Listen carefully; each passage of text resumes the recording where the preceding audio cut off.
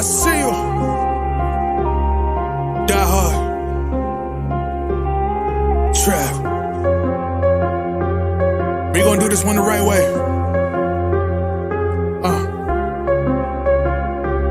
We in here forever. Yeah. Die hard. Homie, die hard. You can check the swag, he the realest by far. Swimming in that blue and orange, he the lifeguard. Yeah, he been through pain, at least he got some nice scars. He can smell a trophy, yeah, he need it back to back. Represent himself, his own name is on his back. 10 toes down, try to stop him, he come back. Bandwagon hoppers, he will knock you off your tracks. You ain't saying nothing, Nero been here from the start. He been working in the lab to take his team and make it art. See him going over film to help him build and make him smart. He will tell you how he feels because he's real and he got heart. He will never fade away, he will never change his face. Everybody picking faves and he's feeling out of place. Cause he is for the team and he always rep the squad. Like that Christmas movie, he gon' always die hard. City on my back. They ask me what's my name and it's on my back. I'm just speaking facts. We got big dreams, we ain't looking back. We be really die hard, yeah, that's a fact. We be really die hard, ain't no going back. Make the whole crowd rise like a thermostat. Fourth quarter, I'm the killer that's gon' murder that.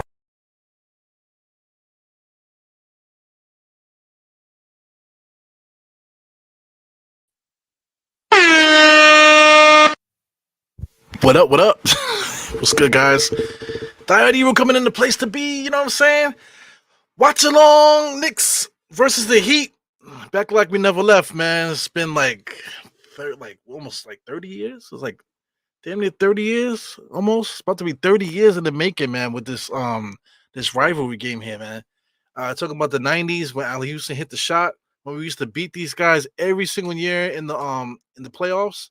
They got us back last year, though. You know, they got us back throughout the last, the whole LeBron era and stuff like that, too, man. But, nothing like those 90s era Knicks. We'll never get those days back, man. People still talking about the 90s like it was yesterday. It was not yesterday. You know what I'm saying? People keep talking about those Melo years like it was yesterday, too.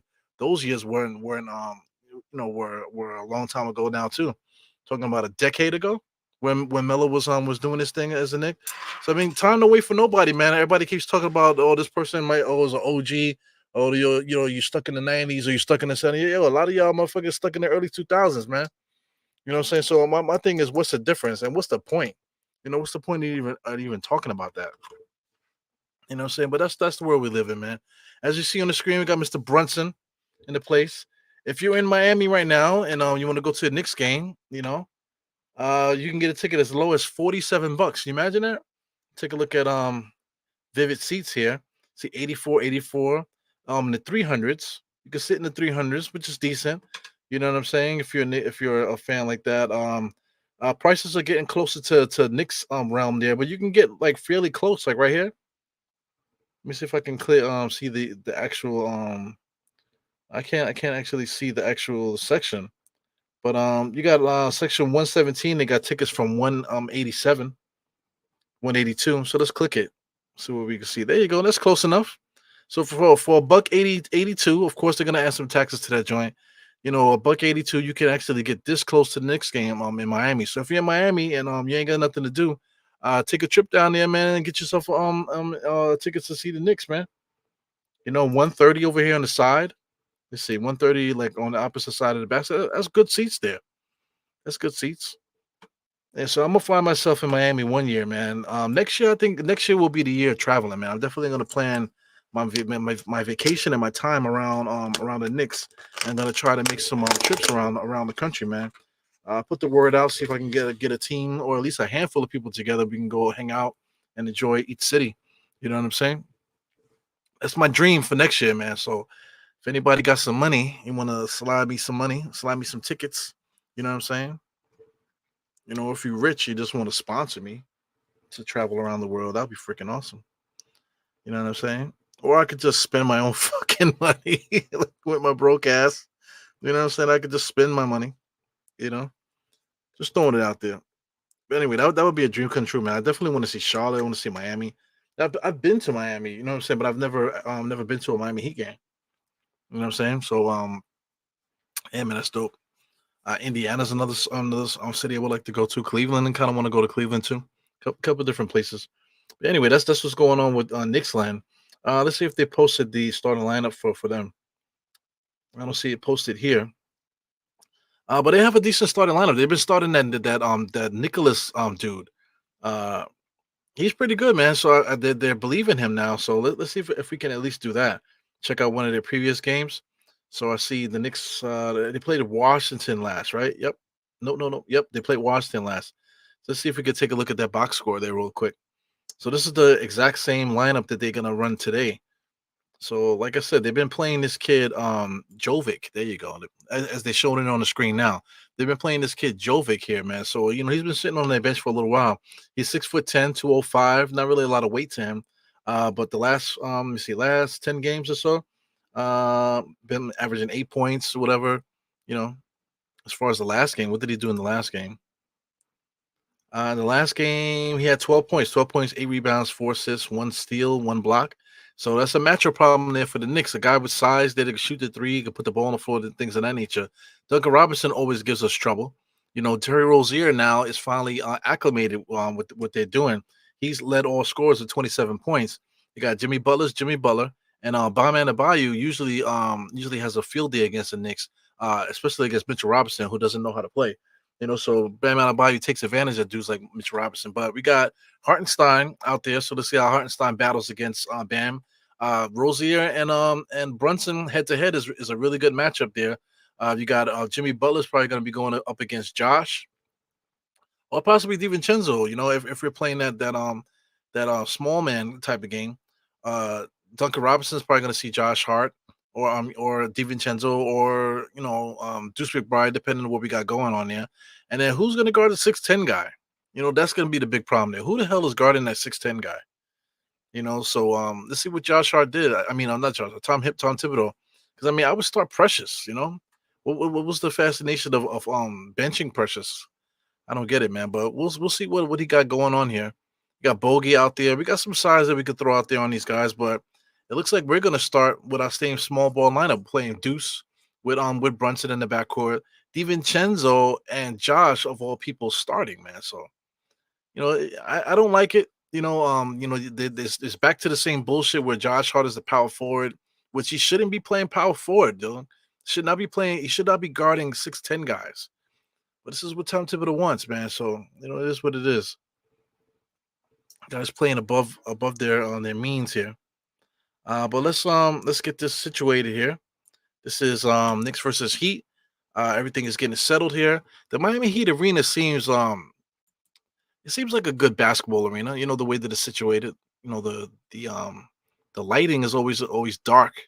You know, but we're waiting to get it popping. As you can see, Instagram is on the screen here. A couple people popped in from Instagram. You got Mr. This is my cousin here. You got my brother-in-law. My cousin, my brother-in-law. This is that's actually my baby cousin there. Shout out to my little guy Sean, who will whip your ass, man. Stay out of trouble. Okay, I'll send my cousin to kick your ass. A couple of high school classmates there, my man Brooklyn Will, and that's my man Ernest right there. What's good, Ernest? Hope everything is good with you. So you about to get this thing started. I don't like the Heat culture shit in the middle of the court, man. Fuck them. But I could dig it though. They do have a nice culture there. And I'm not talking about coke and fentanyl. But I digress. Let's get busy, man. Let's see guys in the chat rolling in. See guys on Instagram taking a look too. But here we go. Knicks lose the tip. Got the Knicks watch along, man. Watch along play by play here. We're gonna talk shit. We're gonna talk about the Knicks, and I'm gonna do play by play and stuff like that. So let's get it on. We got Jovic right now. He's being guarded by Brunson of all people, man. And of course, right down the lane, takes him right to the basket. Did they call a foul? They call a foul on Brunson. How did Brunson end up guarding the biggest dude on the court? The smallest guy guarding the biggest guy on the court. Lord have mercy. So let me get this do not disturb, because right as soon as the game starts, everybody wants to text me. Hey, you watching the Knicks game? Yo, fuck. Been doing this podcast for so long, man. People still hit me. Yo, man, you watching the Knicks game? You know they play Miami tonight, right? Oh, yeah? Yo, yeah, I just saw you in the commercial. Anyway, Check out my food for today. That's some pad thai, baby. Pad thai, and the chunks that you see there is tofu chunks. Not bad. Not the best pad thai in the world, but it's decent. You know, Brunson comes to go to Thailand. DiVincenzo has it now being guarded tightly. He got Terry Rozier on him. Jimmy Butler is guarding Brunson. Here goes Brunson, kicks it out to Miles McBride all the way to the basket. Interior pass to Hartenstein inside to Josh Hart. Knicks moving the ball really well. DiVincenzo for three. Side rim, no good. A little bit slow on that rebound. So this guy Jovic, I should say, has been pretty active. They're trying to take advantage of him. He comes all the way in the inside, kicks it out to the 3-point line. He probably should have dunked it. He's huge compared to the Knicks. So Duncan Robinson is guarding Brunson now. This is barbecue chicken. Crosses him over all the way to the basket. Floated with the left hand, nice and easy, baby. Barbecue chicken, man. Duncan Robinson guarding him. He didn't even do his regular move. He just did a basic crossover and just went right past him. Here goes Rozier inside to Bam Adebayo. Hartenstein's right there. Josh is on his ass too. Josh left the shooter open. Is that who was that? That was Jimmy. Jimmy misses it. Knicks are fighting. Ooh, DiVincenzo just pulled on my man there. No foul call. Inside, Bam Adebayo finds it again. Knicks are swarming. Jovic again sidestepping. Gives it to Jimmy Butler. So Jimmy Butler finally knocks down the three. So the referees are letting these guys touch each other. I don't know what that's about. So I hate that the referee set the precedence where we're gonna be this is gonna be a physical game, and then they start playing games and start calling bullshit stuff later on in the game. So there's a lot of slapping and whapping out there. You got DiVincenzo drive, gets it to the foul line, floater off the front rim, knocks that down. Very physical game so far, man. I like it. But like I said, these refs gotta keep it consistent. Terry Rozier find his way all the way to the basket off a nice move there, going against big time defender Deuce McBride. Brunson's bringing it across the timeline. A lot of chaos right now. I feel like both teams are getting caught in switches and stuff. Josh Hart's being guarded by Jovic right now. He's looking. Hartenstein has it. Brunson comes around, trying to get him the ball here. Jimmy Butler's guarding him tight, but Brunson hits a 3-point shot right in his grill. I love it. I love it. So here we go. 7-7 right now. I'm at the 9:21 mark, if anybody wants to know. Already I'm about 20 seconds behind. What the hell? So here goes Bam Adebayo over to Duncan Robinson between the legs. Looking to take another screen from Bam Adebayo. Bam Adebayo moves way too much on the screens, man. I know a lot of people say that, he's like a dirty player, this and the other. But if you watch him set screens, he moves way too much. They give him too much leeway to move around after a screen. If you set a screen, you're supposed to stay fucking still.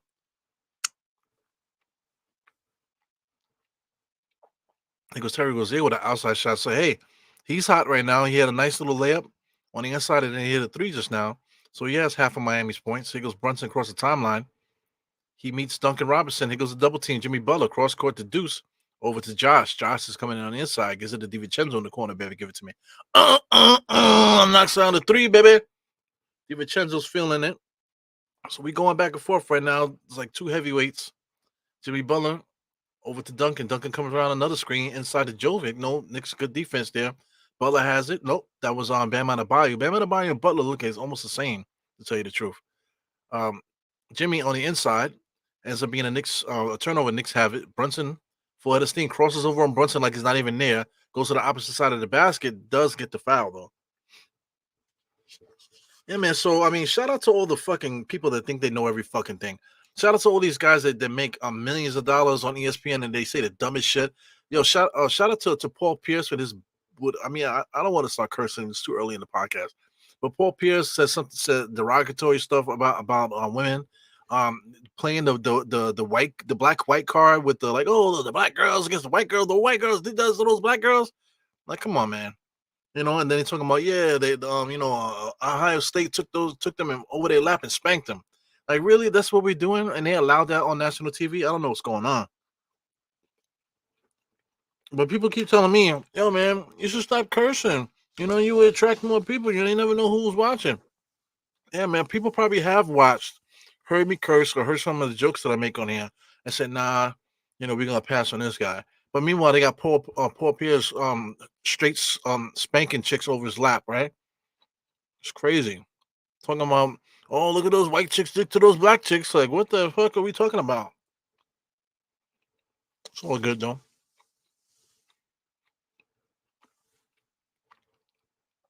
Brunson top of the key. He's calling for something. I don't know what's going on. Takes a screen from Deuce. Double team is there. Deuce needs to get it. 3-point shot is open. He might have got tipped a little bit. He goes Duncan. Duncan gives it over to Jimmy. Jimmy's getting no, that's Terry. Terry with the behind the back with the crossover. Gives it over to Bam Adebayo. Duncan, he travels, baby. But they didn't call it. He might have stayed on his foot. Jimmy with an offensive rebound. Duncan gets it back again. DiVincenzo in his grill. Josh is guarding Jimmy. So Jimmy's going to try to post him up. Always does a regular pro move there, as he does. Turn right into the paint. Turns for the shot, and they call a late foul there. That's bullshit. There was somebody else I want to call out too. That said something dumb. Oh, there was something that Brunson is one of those foul hunters and stuff like that. Man, whatever. The dude gets slammed to the floor all the time and never gets called for a foul. So that foul at the end where everybody that we watched it, it was a layup. They didn't call a foul. If you remember, the Knicks lost the game this year. I forgot who was against. Was it the Pelicans or something like that? Where it was like the last second shot and they call a foul with like point something seconds left. You know what I'm saying? I forgot who that was against. I believe it was Holiday, Aaron Holiday. You know, he shot a 3-point shot and Brunson grazed him after the shot and they called a foul and that cost the Knicks a game. So that same type of play happened where Brunson gets slammed to the floor actually. You know what I'm saying, on a layup attempt. Then they say that he got fouled after he released the ball, which is ridiculous. You know what I'm saying? So, you know, so it's like it definitely is. Oh, it's never going to stop. It's always going to be a one-sided thing with the Knicks and the refs. So we cannot play games. We have to play our game, and we can't let these refs dictate the games. We have to take it to these guys. You know, it goes Bam. Bam's at the top of the key now. Back over to Jimmy. Jimmy fakes a three, comes on the inside, and the referees call another ticky-tack foul. So first they weren't calling these little things. Now they're calling everything. It's garbage, man. So we got a break. Got a first time out of the game. 15-14. Knicks are down by 1. Good basketball game so far, man. Like I said, the referees are getting involved now too much, and I don't like it. Shout out to Geraldine in the place. David L. What up? What up? David L said, beating the hell out of the heat today. Rob Bracey in the place. What's good, my man? Rob Bracey says, salute to the queen. He means Geraldine, not me. Kind of awkward a little. Jarrell in the place as always, man. Shout out to Jarrell. Got Holcomb. Since I'm thinking about it, Giants, you know what I'm saying? We got the diehard Giants in the place, man. We need to put out more content, man. I mentioned it to you before, but what I want to talk about? I think the Knicks need to draft. If Joe Alt is on the thing, I think we need to draft Joe Alt. If the first three quarterbacks is gone, right? So because the Giants picked 6, right? First 3 picks are taken, right? If his first 3 quarterbacks, then we're talking about 2 wide receivers, right? So that's number 5. That leaves the Giants at number 6. If that's how it goes, 3 quarterbacks and then 2 wide receivers picked before the Giants pick, I want Joe Alt, and that's the end of it. You know what I'm saying? As far as quarterbacks, I think the Giants need to go with who they have. Go with Brown. I mean, what's my man? Daniel Jones. Go with Daniel Jones. If he's hurt, don't play him. Play the backup, and that's it right there. Utilize who we have on the roster at the moment. Draft need later on in the draft. Maybe we can trade into the first round. I'm talking about the Giants. Trade it to the first round. Possibly get another first round pick. Maybe draft your wide receiver there, or maybe your quarterback for the future there. You know what I'm saying, with that second pick that we get, and just go from there. And then just enter the season and do what we have. I think the Giants have a decent enough roster where we can actually possibly get midway. Maybe a little bit less. We'll see what happens there, man. But definitely, maybe I think we can get 500. Maybe just maybe a step less than 500. We'll see. But I think the quarterback and wide receiver, if those 2 top guys aren't there, I'm talking about what's the name? Junior. I can't think of my man's name, Junior, or the other kid that everybody likes from LSU. If those guys are not there, then I don't necessarily like that Rondé dude. You know what I'm saying? And who else is there besides that? That JJ dude from the fourth quarterback. I don't really like him like that. You know what I'm saying? So I would rather not draft those guys if I'm not really enthusiastic about them. Because not for nothing, I think we can get a really good wide receiver at the end of the first round or the beginning of the second. You know what I'm saying? In the second round with our second round pick. So that's just my opinion with the Giants there, man. So I'll let Jarrell chime in a little bit. Well, we're back in action. Josh Hart just got a rebound off a Miami miss. Here goes Josh Hart pushing the pace. Finds Brunson in the corner there. The Miami Heat players run into each other. Brunson kicks it out to Deuce. And ends up with another turnover here. Oh, back again to the Knicks. Hartenstein picks up the loose ball. Josh Hart finds DiVincenzo on a transition three. Front rim, no good. So a lot of fooling around here by both teams. They got to hold on to that ball. They got Terry Rozier now. Nope, that's Jimmy Butler. Jimmy Butler against Josh Hart. Posting, looking on the inside. A lot of movement, but he's just standing there. Nothing happening with Miami. He jumps in the air, kicks it out to Duncan Robinson in the corner. Fuck, he knocks down the three. Ay, ay, ay. There goes Josh Hart coming across the timeline. I got another Giants thing too, man. Hartenstein over to Brunson. Brunson has it. Jab step, just pulls up right in front of Jason Terry off the front rim, no good. So I mean, the Knicks are kind of fooling around. Miami Heat's fooling around too. Jimmy Butler has it against DiVincenzo. This is barbecue chicken. He's too short. Jimmy Butler's not trying to make a move really. Here goes Bam Adebayo, throws it over his head off a pass from Jimmy, no good. Here comes Miles. Miles full head of steam to nowhere. Just wasting his afterburners there, hitting the turbo.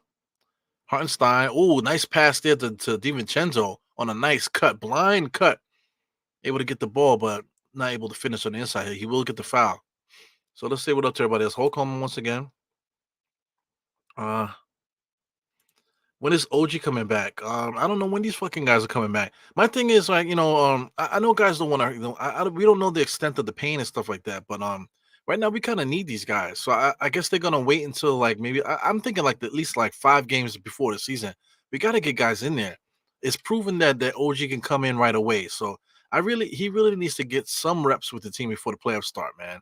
That's just a way to get those nerves out. We don't need him experiencing nerves in the playoffs, man. We need him to be at least a little crispy, when the playoffs start. So I'm gonna say he needs a 3-game warm up at least. Julius, I think, needs 5 games, man. At least 5 games to warm him up as like a training camp kind of thing for the playoffs. Here goes Duncan Robinson. 2 dribbles, ready to shoot already. Doesn't get it. Here comes this one of the twins there. He just shoots that 3 off the side of the rim. Brunson has it now. Excuse me. He's looking crossover. Duncan is standing right there.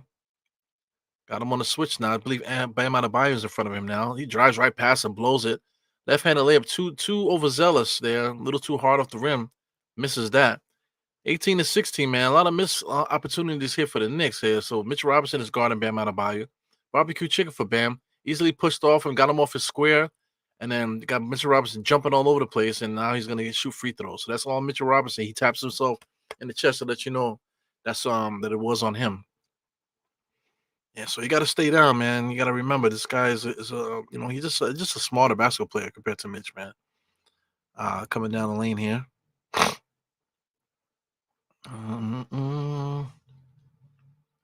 Everybody's still exchanging pleasantries in the chat. Shout out to Instagram if anybody's on Instagram. Once again, anybody's popping in. I see my mom's popped in again. You got Reggie Mix. You got Lash Mary there. Lash Mary in the place. Shout out to the Lettuce as always, man. It's my guy. Once again, the Front Stoop for anybody that gives a shit. If you're into hip hop, man, the Front Stoop is a channel that's already been in existence, for a while. That Simeon Russell from Nothing But Knicks, he's actually running that. You know what I'm saying? But hasn't really been using that channel, to his potential. He hits it up sometimes if there's something that he wants to do specifically. He'll jump in and he'll do something, but I feel like the channel definitely needs more attention. So, we're trying to provide that with this show that we're doing here. So this is the Front Stoop. Dead plays right now, nothing really happened. And free throws was made 19-16. So Knicks still down by 3. Yeah, this is so me and Ron from Still Knicks have been doing these pods here. As you can see, these are the two recent ones. This is the one with the lettuce in it. So you know, extremely good artist, man. Somebody that's in his I don't know if you want to say I don't want to say that, but just somebody that knows hip hop, knows life. And, very interesting dude. If you wanna tap in, man, check out these pods, man. Because my man Big Stet was good too. But I definitely vouch for the lettuce, man. That's my guy, super charismatic. So if you want to check him out, please check out this pod right here. See the lettuce on the right hand side. So that's the front stoop, man. So definitely tune into that. Me and Ron gonna do that every Thursday, depending if the Knicks play. If the Knicks play, then we don't do the pod, But if the Knicks don't play, then we'll definitely come on and have another guest on and talk some hip hop. So anyway, back to the game, man. 22-18 right now. I'm still behind. I'm at 408, so I might need to refresh a little bit. So I'm at 405 now. Corner shot there by DiVincenzo misses another one. Mitch Robinson with a nice rebound and blows an easy layup. I keep telling you, I get arguments with people all the time. Mitch Robinson cannot make simple layups, and he proved it just now. Got a rebound and had an easy layup and just blows it. So there we go. Same shit like RJ. Blow an easy layup and then they go on transition and hit a three. So right there, it's like starts a automatic uh fast break for the other team. Brunson has it, jab step, 22-18 now, finally caught up. Brunson all the way to the basket, gets it a deuce there with a right-handed shot. Mitchell Robinson off the rim, and he's able to get the offensive rebound to dunk it back in. But Mitchell Robinson camps out in the restricted area. That's why he's able to get those things. But my man, if he's not dunking, the dude cannot make a layup to save his life. And I just tired of arguing with people about that. So the Knicks are fooling around there. They're trying to take advantage of the fast break. They jamming themselves in between double teams. DiVincenzo's on the floor right now. You got Rozier in the corner for three. Another transition three. He knocks it down. So Rozier's been on one big time, man. And we're gonna need a timeout. So DiVincenzo got his lights knocked out almost. So it's 25-20. So like I said, always, man, if the Knicks are down in the first quarter, having trouble in the first quarter, and we end up losing the first quarter, we tend to lose these games. We still have a chance to win. Maybe DiVincenzo was a little bit of acting there. A little bit of acting. But the Knicks got to get it together here, man. Knicks having trouble in the first quarter. It's going to spell trouble for the rest of the game. We saw that against San Antonio, and we saw that in the game after that as well. Because Terry Rozier, like I said, people were saying that Terry Rozier is trash and this, that, and the other. I don't know why they traded for him, this, that, and the other. Look at Terry Rozier, what he brings to the table. Right now, 12 points right now. So people that were saying that Terry Rozier was trash and she'd come off the bench, he could come off the bench for the Knicks. Yeah, right. Potentially could be their leading scorer, just like Brunson is for the Knicks. There goes Precious posting up on the inside, barbecue chicken, but he's like fooling around. I don't know what's up with the Knicks today, man. Precious is a crossover to Deuce. He has to get it up off the back rim, no good. So the Knicks are fooling around. I don't know what is going on here. Here goes their rookie, number 11, sidesteps. He gets tapped up. So, I mean, Miami's not really playing their best basketball neither. Brunson comes down, being chased by three people there, all the way inside. No foul call, just out of bounds. Ain't that a bitch? Ain't that a bitch? Yeah, so they got Jaquez Jr. That's the Latino brother that you see on Miami. You got Khalid Martin and Kevin Love also played a little bit there. Yeah, man. So Terry Rozier is kicking our ass. 12 points. I try to tell you. I tried to tell people when that trade was made how big of a trade it was. But I remember people were saying, yeah, Terry Rozier would be good coming off the bench for the Knicks. Like, really? Guy's been a basketball player for a while. He's healthy. There's nothing wrong with him.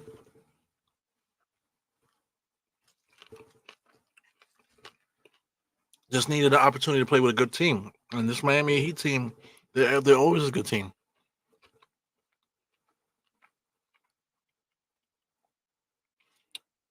Yeah, not for nothing. You mentioned Joker, yeah.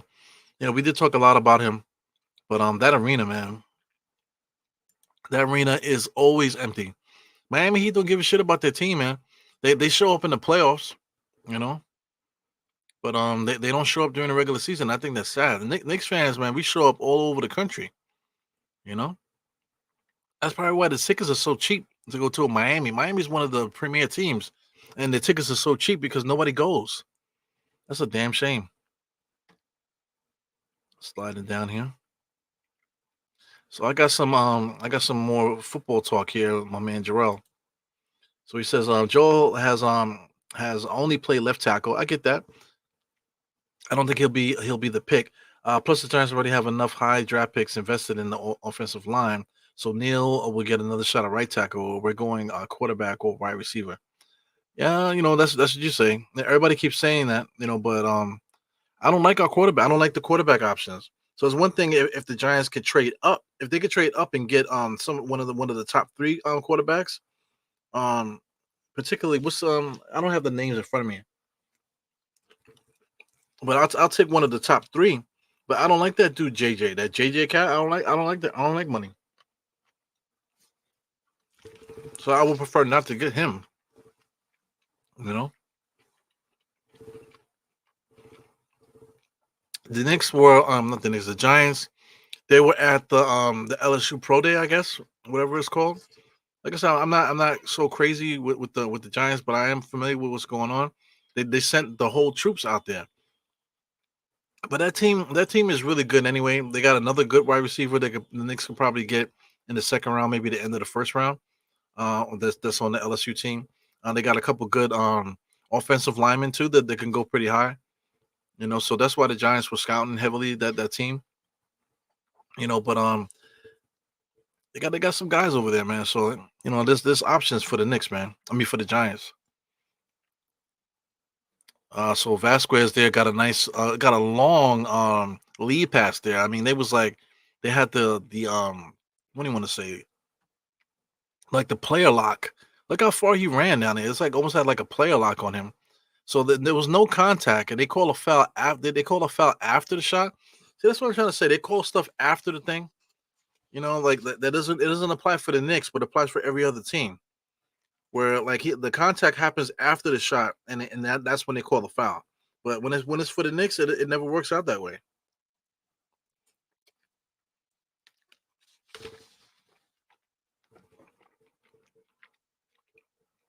Looks like the Knicks are subbing back and forth here. Josh Hart is back in the game. Still in the first quarter, Josh Hart comes in and out. Was Bogdanovich out there? Yeah, Bogdanovich is out there. Precious came in and he's out again. So Josh Hart is taking space for Precious. What the Precious do in 2 minutes that you need to take him out? Two quick fouls? No. Nothing. He didn't get no fouls. I don't know what happened in 2 minutes where Precious needs to come out. Here comes Deuce trapped. Josh Hart in the air. Bogdanovich has it. Drives, pushes off a little bit, comes back in there. Right hand layup. Oh, nice move off the glass. Old school move there. Little shove to the chest to create some space. Able to take advantage. Here goes Kevin Love there dribbling. Old man. Number 16 over to Duncan Robinson. That's Duncan Robinson or is that Jovic? Can't tell them boys apart, man. Knicks get the loose ball. He goes even chance on top of the key come across the timeline. Bogdanovich catch and shoot. No good, man. He gotta make those. He's gotta make those catch and shoots. I haven't seen him make one of those in a long time, man. Vasquez over to Jimmy Butler. Jimmy Butler standing there. I think he switched pivot foots there. I'm tired of the NBA. Here goes Jimmy driving, takes a lot of contact. Kevin Love wide open and just waiting there to shoot the three. He knocks that down. 32-22. Knicks down by 10. Down by 10 in the first quarter, man, with not much time left on the clock. So I mean, this is no good. Knicks losing the first quarter it never spells good for the Knicks. Got Miles McBride, right hand side, over to Bogey. So I mean, there's a lot of slapping and whapping out there. The referees are not calling anything. Miles over to Dante. Dante gets hit and falls. Bogey wide open. He got to knock that down. In and out again. So I mean, these wide open threes that Bogey's getting, he's not taking advantage of them shits, man. In that case, I could shoot those. If you're gonna miss them, I could shoot those.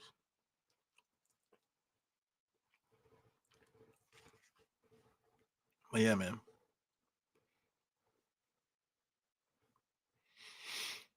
Yeah, Rondé, that Owada, whatever his name is. There's you know, the wide receiver. Just not a fan. Not really necessarily a fan of his. You know. So my thing is, like I said, if they do, if one of those top three quarterbacks fall, which they're not, but if the one of them happen to fall, I'll take one of those top three. If any of the top two wide receivers fall, I will take one of those. Yeah, but Joe Alt, left tackle, yeah, he doesn't play good on the right tackle. But we can have him we can have him play left tackle and then move one of the guys, the other two guys, like that we just picked up and move them over to the opposite side.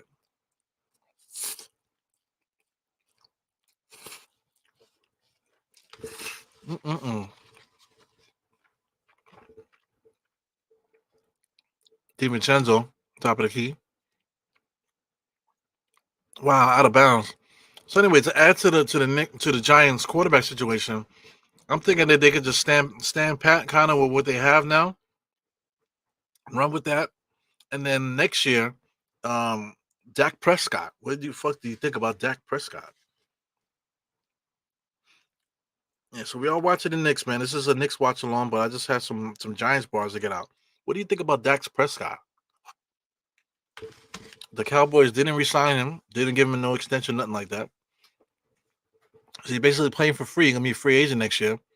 So if he ends up hitting the open market, do you end up paying Dak Prescott? I know you want to take advantage of the 5 years, yeah, in the first round drafting the quarterback, but if the quarterbacks available are not the ones that you want, then it is what it is. 34-22, not a good look here by the Knicks. What's happening here is very sloppy play. The referees were allowing a lot of slapping and tapping in the beginning of the game. Then they started blowing the whistle, and then he went back to the slapping and tapping. And very nasty ball, a lot of turnovers and exchanges. Knicks missed a lot of easy opportunities. Bogey missed a lot of open shots. Mitchell Robinson straight up missed a layup, point blank layup, uncontested. Just blew the layup. As if he's like six, like as if he's like 5'10". My like as if he's my height. You know what I'm saying? It's ridiculous, man. But that's is what it is, man. So I mean, all those missed opportunities end up being fast break points for Miami, man. So shout out to Terry Rozier, somebody that people keep saying was a bum. The Knicks could play him off the bench. Should be a scorer off the bench. He's leading them right now, 12 with a 12-point lead. They're leading all scores in the game. Our guy Brunson only has 6 points right now, 2 for 5. He's had his work cut out for him. They've been sending three guys at him, and the Knicks have just not been able to find an open man. Um, Josh Hart haven't scored. Tom Thibodeau's playing games with the substitution patterns here. He put in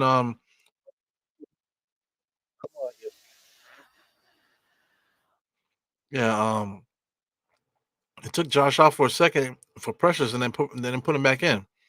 You know, so I really don't get what's happening right now. We got to get things under control. This second quarter, they're just gonna have to flip the script here, 34-22. The way the Miami plays defense is gonna be very hard. For us to flame them like how they did us. But that's what we're gonna have to do.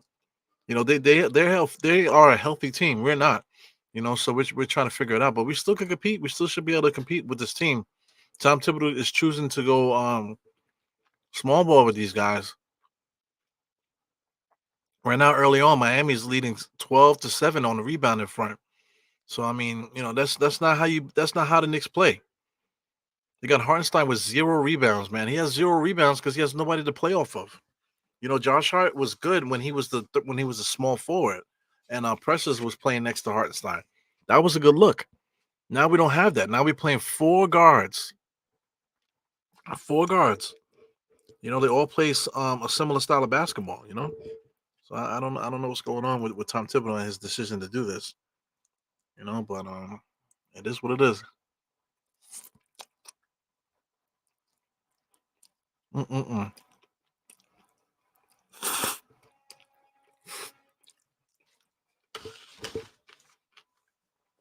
Got pad thai going on here. See, I got the orange chopsticks. Always got to keep it Nick. Bogey comes in and dribbles right into the defense. Almost a turnover. Deuce McBride was able to get it.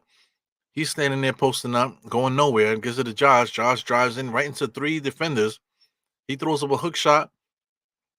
Knicks are playing volleyball. Bogey ends up with it. He dribbles, stops, pops, Mid-range jump shot finally knocks one down. Damn. So Bogey attempted 4 shots. He made 2. Okay. So he has 4 points right now. 0 for 2 for 3. I mean, Kevin Love caught the ball and took 2 steps. I guess you're allowed to do that. Jimmy Butler crossed the lane, floating little floater to the right hand side there, knocks that down. 36 to 24. Here goes Miles McBride to Hartenstein. Hartenstein's looking. Bogey comes around. Bogey's going downhill all the way to the basket off the back rim there. Actually high on the backboard there. Not really the best shot, but he ended up getting fouled.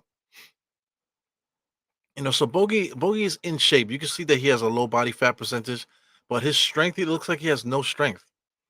He looks like one of those guys that all he does is those TRX rope things, you know, maybe bands. He looks like he does bands because doesn't want to mess up his jump shot.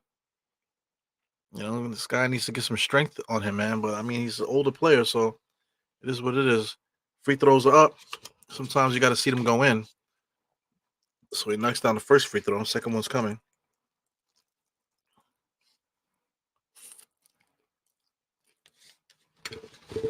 Mm-mm.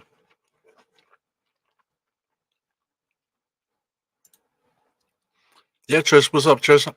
Good to see you. Yeah, he's doing a lot of stuff, man. Little chippy stuff, moving and screening. It's not on the court right now, but he does a lot of moving and screening. He just gets away with everything. I don't understand what happens on why the Knicks can't do that. Knicks are down by 10, 10:49 here in the second quarter. Got Kalib there, catches Bogey in the air, and then Vasquez just throws it out of bounds. And did they call a foul? Did they call a foul just now?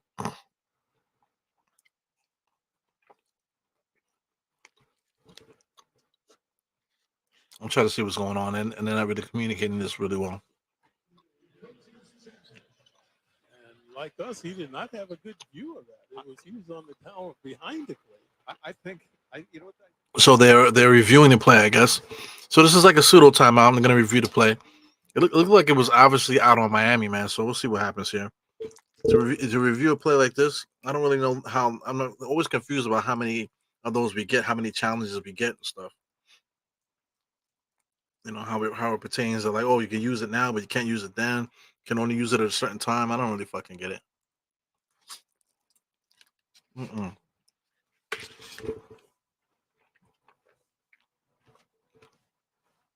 So Pat's eye going here. Starving. As you guys know, I've been doing Ramadan. I'm not Muslim, but I'm just celebrating the holiday with them.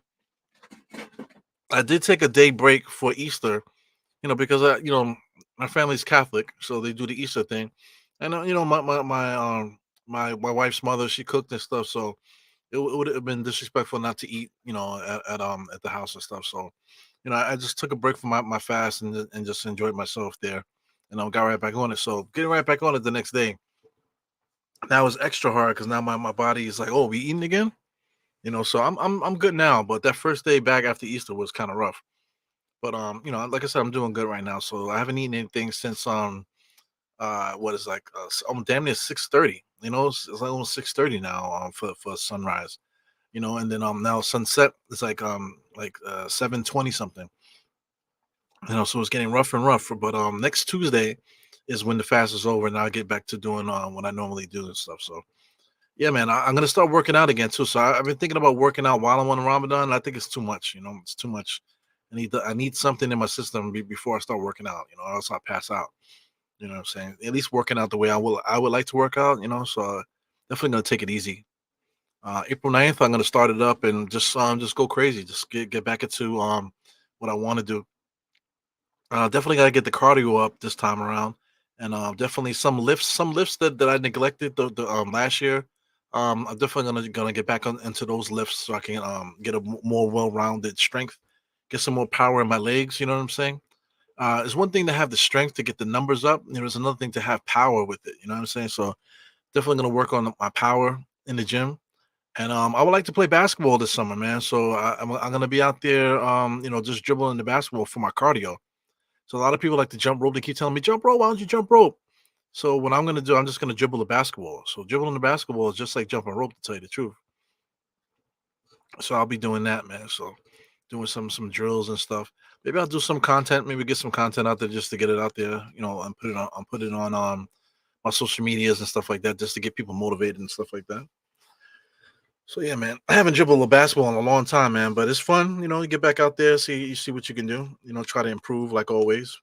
Get my kids involved too, because my kids been asking to play, but my kids are always sick, man. So anyway, back in action. Bogey now comes across the screen. I feel like Bogey's doing way too much ball handling, man. So he ends up getting fouled on the perimeter. He's getting fouled because he's moving so slow. He's moving so slow that Miami's like moving too fast, and that's how he's drawing these fouls. Inbounds. Hartenstein with a crossover inside. At least a nice left-handed layup. Nice move by Hartenstein, understanding that there was a gap and hit the gap and just made the layup.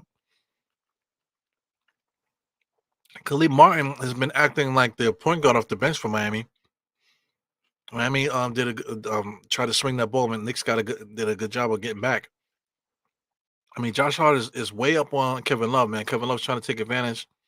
Not strong enough anymore, but still got all the way to the basket. That's a savvy move by Love. So no foul call. Josh Hart brings it across the timeline. Gives it over to Hartenstein. Nice heads up pass there into Deuce, but even better play by Kevin Love protecting that rim. Wow, Duncan Robinson transition three. Oh, he misses that. Josh Hart with the rebound. Here comes the Knicks. You got Deuce in the corner there. Finds him. Deuce elbow. Give it to me, baby. Knocks down the three. My man is good for that elbow corner three, baby. So the Knicks cut the lead 36-31 right now. As Jimmy Butler drives, kicks it out to the corner. Another 3-point shot in the corner. So that's Hightower. That looks like it's that dude Hightower. Highsmith. There you go. So Highsmith hits the three in the corner. So they got guys that can hit those corner threes, man. Knicks can't lay off for certain guys. Hartenstein has it, looking to create some defense. He had Bogey just now, but missed him. Here goes Deuce now. Deuce is gonna step back. He was gonna do that. Crossover, step back. That's all he knows how to do. Here comes Miami trying to take advantage of the transition. Khalid Martin drive all the way to the basket, and Hartenstein meets him at the rim and blocks it. Here goes Bogey on the left-hand side. To Josh on the left. Josh, transition three to Deuce. Deuce almost step back 3-point. That's all he knows how to do. Gives it over to Hartenstein. Hartenstein's looking. Back to Bogey. Bogey has it now. So Bogey's asking for a screen. Here comes Precious. Precious is coming out. He picks up his dribble. What the fuck? Here goes Josh. No, that's Deuce. Deuce has been doing this one-handed runner type of shot. He did it 3 times in this game already. Doesn't look good, man. Do you practice that shot? He did it like 3 times in this game, man. Here goes Jimmy, nice and easy. Gets to the foul line, kicks it out to Love, holds it, and finds a shooter in the corner there. So Khalid was not able to hit the corner three. Here comes the Knicks, 39-31. Josh Hart's looking, top of the key, picks up the dribble. Precious has it. He drives right, spins left, fades, ends up getting jammed. Pass right to Josh Hart, but Josh Hart knows how to make a layup. Mitchell Robinson. So maybe Mitchell Robinson needs to work with Josh to see if he can make some layups. Because Miami Heat coming down. Knicks are still down by 6. 2-possession game, 39-33. Jimmy Butler's dribbling. Being guarded by Precious. He's setting up. He's going to pull up. Nope, he finds Kevin Love in the corner, just standing there in his 3-point stance and knocks it down. So Knicks are playing around too much, man. They're letting guys stay in their 3-point stands and they're playing off of them.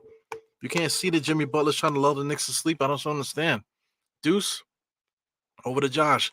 Here goes our 3-point shooter. Bogey knocks it down. Finally, man. Bogey hits a clutch jump shot there to match the Miami shot.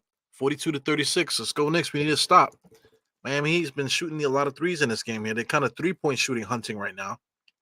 Because Jimmy Butler. Jimmy Butler's fooling around. And look, Kevin Love is open again. This is not necessarily a set play, but this is an idea of what they're trying to do. Bogey drives and what do they call there? Offensive foul. He just drove right into the pack. Like, what was the reason?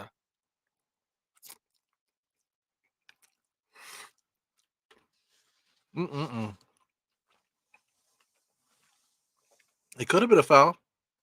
It comes in there. Khalid Martin gets his hand in there. So they call a foul just because the momentum was going forward. It could have went either way. But Bogey think he's like 25 years old, man. That guy's trying to split defenses and shit like that. The guy's like 34, man. He can't do that anymore. So somebody needs to wake him up that he can't split defenses anymore. So I'm looking at the Knicks here. I mean Miami Heat. You find Jimmy in the corner. Jimmy's sizing him up. Drives right all the way to the basket. Double clutches. No good. And it should be Knicks ball there. Should be Knicks ball. Bam Adebayo fighting for the rebound. Bam Adebayo is a center, but he looks a lot like Jimmy Butler out there. You know what I'm saying? Bam Adebayo is not necessarily a big dude. He's just strong. Doesn't have a lot of size to him, but he just knows how to play the inside game. Because Brunson picks up his dribble there, trying to get the ball out there, finds Burks. So Burks in the game. Brunson all the way inside there, left-handed floater shot. He blows it, man. Golly, Knicks have been blowing so many shots this game. Here goes Miami. Jimmy Butler, nice and easy down there, and this makes a nice and easy layup.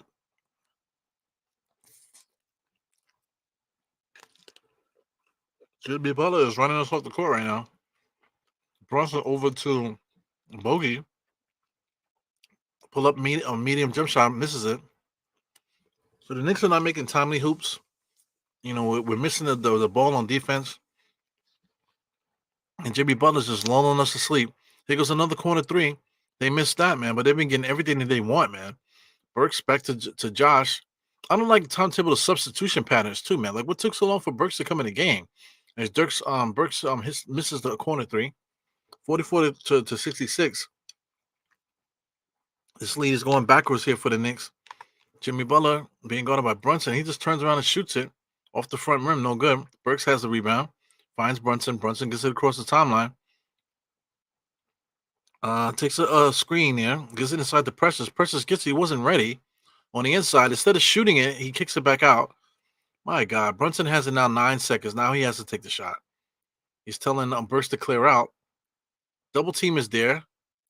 So Brunson gets stripped. My God. The Knicks are not playing good right now. We're gonna have to just hold on and hope for the best in the second half here. So here comes Josh. Josh is calling a timeout. So we got a couple things going against us right now. The referees are not going to call the game in our favor, man. So we just got to forget about that. The other side of things, that the Knicks are not understanding when the double team is coming. We're getting triple teamed. Guys are trying to split defenses and stuff like that. We're not spread out. Guys are afraid to shoot. Precious is getting the ball inside, doesn't want to shoot. Bogey's missing easy shots. We're just not playing our style of basketball. It almost seems like we're spooked right now. So coming to Miami, maybe they went out to dinner, maybe they went to the beach and stuff like that. Maybe there might be too much vitamin D. I don't know if that needs no Diddy, but too much vitamin D today, maybe in the sun in Miami. Hanging out with their families or whatever they were doing. Maybe it's just too much of that that's kind of throwing these guys off or something. Mm-mm. I don't know. Definitely a bad feeling right now. No whistles. The officials set the tone already. It's unbelievable.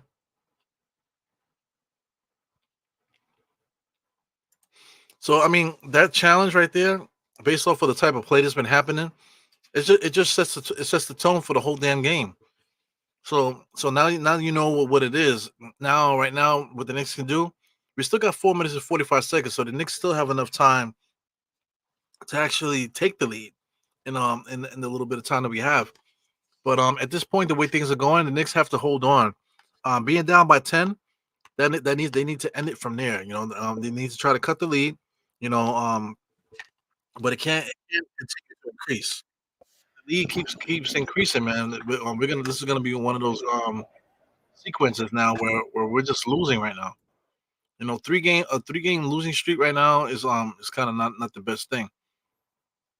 But I think people are worried too much about the standings. I mentioned this a lot on this pod. NBA standings. I mentioned a lot on the pod. So if the Knicks are in the 4th spot, right? So that means we play the Magic. At this present time right now, we will play the Magic, right? So if we lose, right, and the Magic win, then we just swap spots there. We just swap spots, so we just won't have home court advantage against the Magic, which isn't good. You know what I'm saying? But if people keep want to keep winning, so if we get the second seed, let us say it's the 76ers with Embiid back, I mean, no, it's gonna be it will be against the Miami Heat. So getting the second seed and playing the Miami Heat, is that what we want? If we get to the third seed, playing the Pacers in the first round, is that what we want? Like, what I'm saying? Let's say we even get the first seed and we have to play the 76ers. Is that what we want? I don't really care about the seeding at this point. Right now, we just need to get our guys healthy. We need to get our whole team healthy right now, and I think that's the most important thing. Tom Thibodeau with the small ball against Miami is just not the right. It's just not the right idea. I just don't know what's going on with him. You know what I'm saying? I just feel like our mentality is not in the right spot right now. Our strategy, thought process trying to win these games is not in the right spot right now. But as far as seeding, it doesn't matter who we play. You know, if the Knicks fall to 6, then we play the Cleveland Cavaliers. We good with that. If we fall to 7, we got to play the Bucks. If we fall all the way to 8th, then we play the Celtics. But either way, I don't really see like any barbecue chicken. Especially since we're not healthy yet. At this point, we all expected us to be completely healthy right now, but we're not. And if you look, just judging by the way Tom Thibodeau is handling this stuff here, he basically kind of gave up a little bit. You know,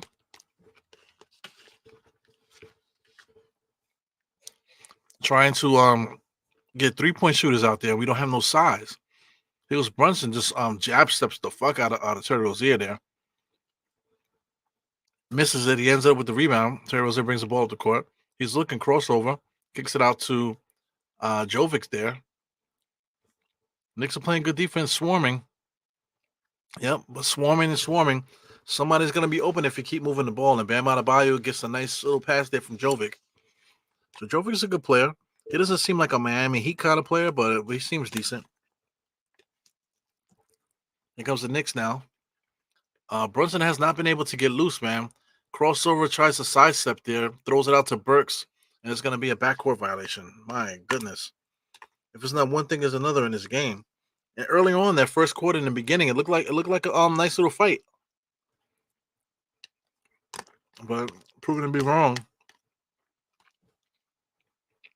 So Burks is coming out. So Burks plays 3 minutes and comes right out.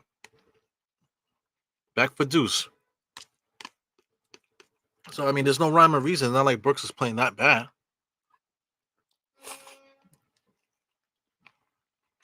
Duncan Rob with a 3-point shot. Miami Heat almost got the rebound here. There's a lot of slapping and whapping, man. DiVincenzo with a transition 3-point shot, able to make that. So we cut the lead to 48-39. So Knicks are playing behind 8 ball. We were down by 11. Here goes Rozier with an alley-oop. Knicks broke that up. Josh Hart gets the rebound. Gets it out to Dante. Dante finds Brunson in the corner. Brunson fakes it back to Dante for 3 in the elbow. No good. Josh Hart and Jokic fighting for the rebound. It looks like it will be Miami ball. Yeah, so I mean, I'm eating this pad time. It's decent, man. Like I said, the sauce is a little bit too thick, a little bit too sweet. Trying to be sweet, trying to cater to, I guess, the neighborhood. I guess. Wow, Duncan Rob misses everything. Going to be Knicks ball. 2 minutes and 50 seconds here. If the Knicks could cut this lead to 5 at least, man, that's all I ask for. Cut it to 5 to make it a 2-possession game. Cut it to a 2-possession. I'll be fine with that. Brunson with a crossover all the way to the line there. Finds DiVincenzo inside. DiVincenzo gets up on that rim, baby. Dunks it baseline. So that score is 48-41. I'm at the 227 mark now. Terry Rozier bringing the ball up the court. He's dribbling. Good pace to him. Gets all the way to the rim. But Bam Adebayo is right there. But it looks like they're going to call a foul. Looks like going to be a blocker foul on Deuce McBride. So I like between Bam Adebayo, Jimmy Butler, and Rozier, I feel like they're all playing at the same pace. So that's definitely by design. Terry Rozier is definitely assimilated now to the Miami Heat style of basketball. So between the three of them, they're all playing with the same kind of pace. So that's dangerous, you know. That's definitely going to be dangerous entering the playoffs now. Terry Rozier, he's at the free throw line, getting his first free throw on. Makes that one. 49-41. It's like Dante DiVincenzo is coming out the game, is he? I don't know if he's running to the bench or he's just getting back, going out to the backcourt. So I'm finishing up my food here, guys. Really good. It's what I've been thinking about this shit all day. Like I said, not from this particular restaurant, but I've been thinking about Thai food all day, man. Pad Thai. It's one of my favorite things. I want to learn how to make it myself. Let me get Trish off the screen for a little while. Here goes Brunson there. A lot of slapping and whapping, like I said. Let's get the scoreboard back up here. Got DiVincenzo has it. Cross-court pass now to Josh Hart. Josh Hart hasn't taken a shot in a while. DiVincenzo being guarded tightly by Jimmy Butler. Drives right past him. Tries to draw the foul, and they call it travel. Damn. Call it travel. 50 to 41. It's not going to happen, it looks like.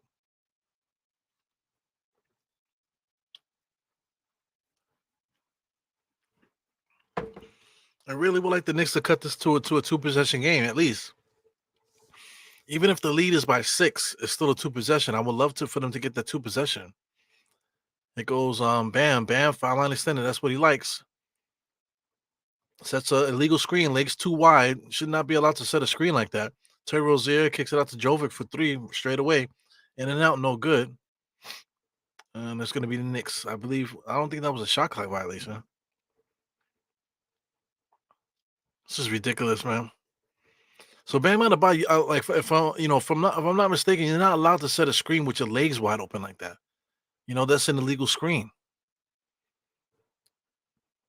Here goes Precious, sets the screen for Brunson now. Brunson steps back, jump shot off the front rim, no good. Here goes Terry Rozier. Terry Rozier is feeling himself, man. Just jumped in the air, get the rebound, and hit the backboard just now. On the inside, beautiful pass inside to Jimmy. Jimmy bumping and dumping down there. Terry Rozier finds the ball off a swing and knocks down the 3. Yeah. So this guy Terry Rozier is close to 20 if he doesn't have it already. He got 17. 53 to 41. They are smoking us right now. So it is what it is here. The Knicks don't have a game plan right now. I feel like they showed up to this game that they had no idea what they were going to do. And Miami Heat looks like they were completely ready for the Knicks. Here goes Jimmy dribbling, setting it up. Nice and smooth. Catches the switch. Tried to catch the cutter there. DiVincenzo over the deuce there. Got his foot on the line. That's a 2. They might give him 3, but I think that's a 2. Yep, so they gave him 2. His foot was definitely on the line. So this is a 10-point lead here. Looks like Miami's going to get another shot. Looks Terry Rozier comes across the screen, and a step-back 3-point shot. Knocks it down. This guy is on fire. So 20 points in the game here for Terry Rozier. 37 seconds on my clock. This is a nightmare for the Knicks here. We definitely wanted to show these guys what we were made of, but we definitely didn't do that. I mean, Josh Hart, that ball went through Josh Hart's legs, and he looks at Brunson like, yo, what the fuck? Like, catch the ball, dude. Here goes Brunson coming across the timeline. Tries to go all the way to the basket. DiVincenzo in the corner. Misses that. Just wasn't ready for the shot. He was off balance as he took it, and he just shot it. Dios mío. I believe that's Jimmy. Jimmy's standing there, eating the clock right now. Not giving the Knicks a chance. Looking to get one of the last shots of the game here. Jovic back to Jimmy. Jimmy just sweeps it. Gets to the mid-range. He can shoot it from there, and he does with Josh Hart all over him. Hits the front rim. Tapping and papping there. You got, what's his name? Highsmith. He taps it in. So, sheesh, look at this score right now. 58 to 43. Let me refresh it on NBA.com. 58 to 43, man. So, I mean, this is a nightmare. This is not what any of us expected here going against Miami. So I see the referees are talking to Brunson's trying to talk to the referees. I don't think right now this is the referee's fault. I think this is all about the Knicks not being prepared to play Miami Heat today. The Miami Heat was absolutely ready for us because their defense is catered to stop us right now, and then they're just lulling us to sleep. They know that we can't guard them because they're bigger than us. The way that Tom Thibodeau wants to play this, he's playing us small for some reason. I just don't understand. Um, Substituting for no reason in and out. Had guys come in there for 2 minutes and substitute them right out. Like I just don't understand what Tom Thibodeau is doing today. Something's definitely off. So halftime, the Knicks usually do good after halftime, and then entering the fourth quarter, the Knicks start to figure it out.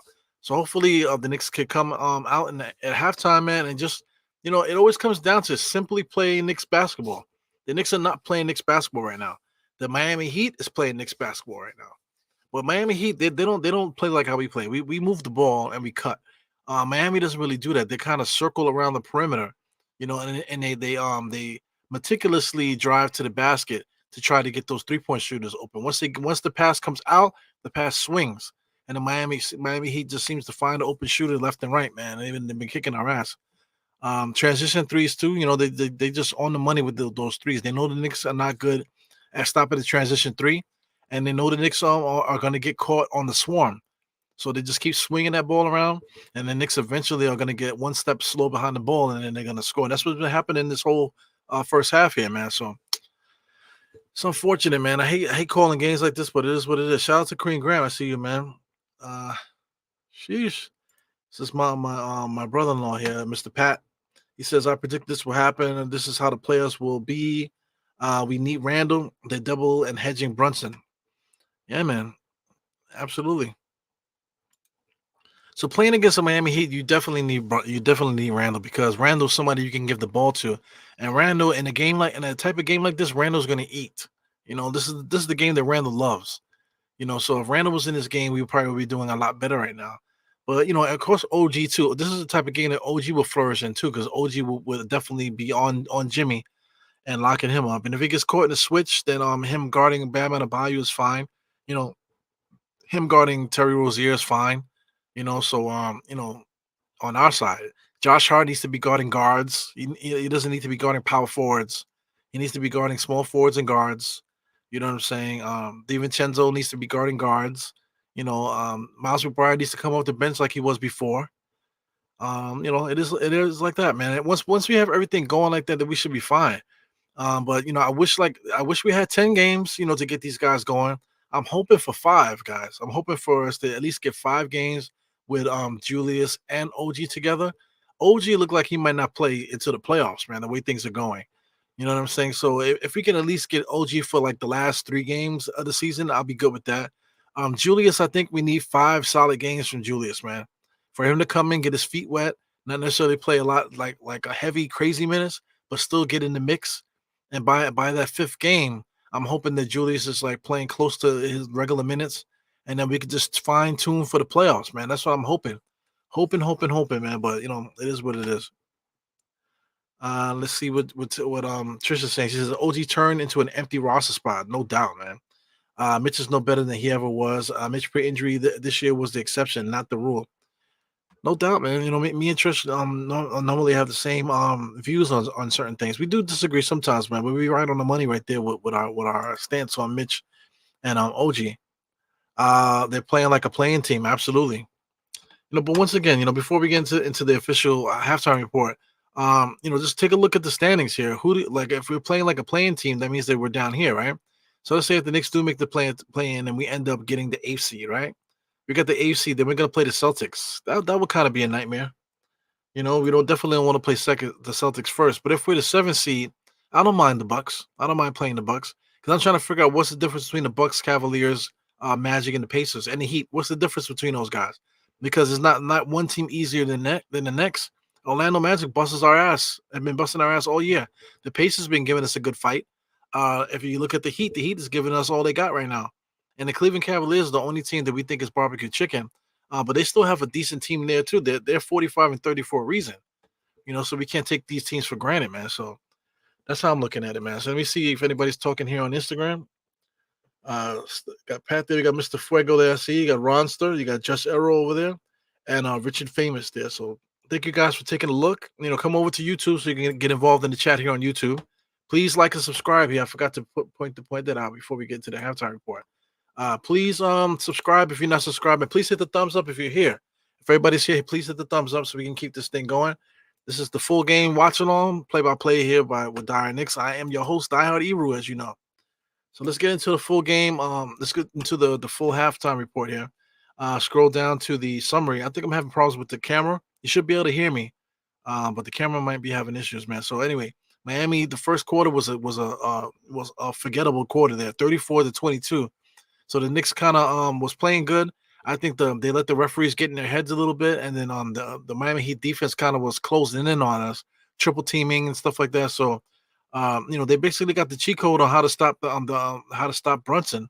Spoelstra was kind of like giving Brunson all the credit. Like you can't really stop him, but Spoelstra stopped him today.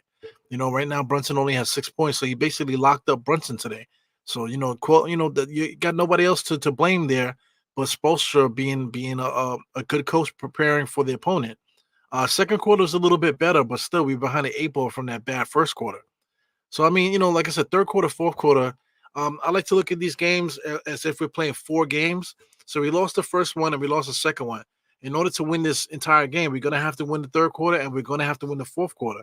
It's unfortunate, but that's how it is, man. So third quarter, I would like to pounce on these guys and possibly get that 34-22 reversed in that third quarter. We'll still be down, but I would like to be down by no more than 2 possessions. So that's at least 6 points. I don't want to be down by no more than 6 points entering the fourth. If we can at least cut it to 6 by the fourth quarter, then we have a chance to beat the Miami Heat today, man. But if we don't do that, then we just kiss this game goodbye. So anyway, let's get into the full report here. Take a look at the game charts. First order of business is the shot chart. Nick's shot chart is fine. We're not shooting any. We're not getting a lot of points in the paint today because Miami he's basically closed the door on the paint on us. Haven't been able to really score inside. Brunson, all these misses are basically Brunson.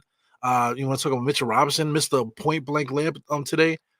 Precious has not been effective on the inside. Hartenstein hasn't been effective today. So we're struggling in the paint right now. 3-point shooting, as you see, a lot of X's out there. So we'll get into that. Knicks shot 36% total, 42 shots on the ball. Miami Heat only put up 40 shots, but they're shooting 45%. So as you can see, a lot of shots in the paint, and if it's not in the paint, it's in the 3-point shot. So they're basically 3-and-D'ing us right now, man, and it's pissing me off, not for nothing. Let's scroll back down. Largest lead of this game was 15 for Miami, man. So they've been whipping our ass. Is that right now? 15? Yep, it's 15 right now. So this is the biggest lead right now, 15-point lead. Longest run was 7. So anyway, that really pisses me off. The rebounding, 29. So I don't know what's going on. I feel like ever since Mitchell Robinson came back, we've been losing the rebounding battle. So I don't know what's going on with that. Second half, we need to get back to playing Knicks basketball and get on those damn boards. But it's not. I ain't gonna blame Mitchell Robinson. I'm blaming Tom Thibodeau because why are we playing small ball out of nowhere? So we're not rebounding, and the rebounding is what made us win games. So now you take Precious out the starting lineup. Now you got Josh Hart guarding big guys. You got Josh Hart guarding a 6'10" guy. You know what I'm saying? How do you expect us to win the rebounding battle? With Josh Hart is 6'5". And then you got DiVincenzo playing small forward. He's also 6'4" or 5, something like that. He shouldn't be having to guard small forwards. And I just don't understand what Tom Thibodeau's doing here with that. We got Precious. Miles McBride should come off the bench. He should come off the bench. That's because I mean, even when we had IQ, when Emmanuel quickly we say we never ran a 4-guard set like this. You know what I'm saying? IQ always came off the bench, no matter what. So I don't understand why Deuce needs to start. And DiVincenzo and Josh Hart are playing small forward, power forward. It's ridiculous. So we're down rebounding wise because this is what Tom Thibodeau wants to do. We should be starting Precious and Hart and Ihart together. Bogey should be coming off the bench. Josh Hart, right now he has to start right now. But I just don't understand. Josh Hart at the small forward spot is good for the Knicks. Precious and Hartenstein, and Hart together, that was our rebounding trio. That's how we win games. So now we've gone away from that. So, I'm kind of pissed off about that right now. 7 steals for the Knicks. How did we get 7 steals and then we're not winning this game? It's the rebounding and not making shots, not playing our style of basketball. So I mean, points in the paint is dead even. They've gotten more second chance points, obviously because they're bigger than us right now. And then 9 fast break points for the Knicks seems weird because I thought Miami Heat got a way more fast break points than 4. Because I count like two transition threes by Terry Rozier, that should have been counted as fast break points. So I just don't understand how they accumulate these. But yeah, man, we got to get on that rebounding tip. We got to rebound the ball like we've been doing before. Rebound the ball, and just get back into playing Knicks basketball, playing good defense, which we can do. But we cannot get to our potential if we're not playing big. We cannot have Josh Hart, DiVincenzo at the power forward, in the small forward spot, talking about stop the Miami Heat. It's ridiculous, man. So let's get to the box score here. This guy Hartenstein is starting. He has 0 rebounds. So it's like, what is going on here? His boy comes back and now we can't rebound. What is going on here? He has 0 rebounds. So he did this the other game too, where he only had like 1 or whatever 2 rebounds for the game or some shit like that. Like, what is going on? So I don't know what's going on in the background. We got like horns being blown. It looks like sounds like fire trucks and stuff. So I hope everything is all right. Yeah. But Hartenstein only got 0 rebounds. Josh Hart has 4.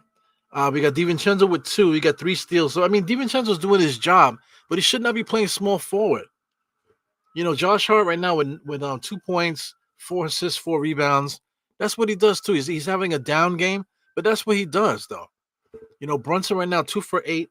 How is he supposed to get free if he's not getting picks from big men? He's getting picks from Miles McBride, for Christ's sake. Miles McBride's been shooting the ball pretty well. 12 points there. Him and DiVincenzo are leading all scorers. They basically almost got identical stats aside from the steals. But 12 points, 2 for 5, 2 for 7 for 3. So that's what Tom Thibodeau wants to do. Tom Thibodeau wants to play small ball and he wants to get 3-point shots up. So corner threes. He loves that so much, but over rebounding, I just don't understand.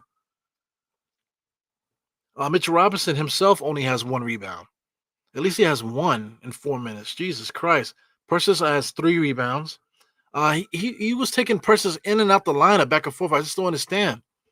Bogey was actually able to get some buckets, took him out the game, and didn't really go back to him.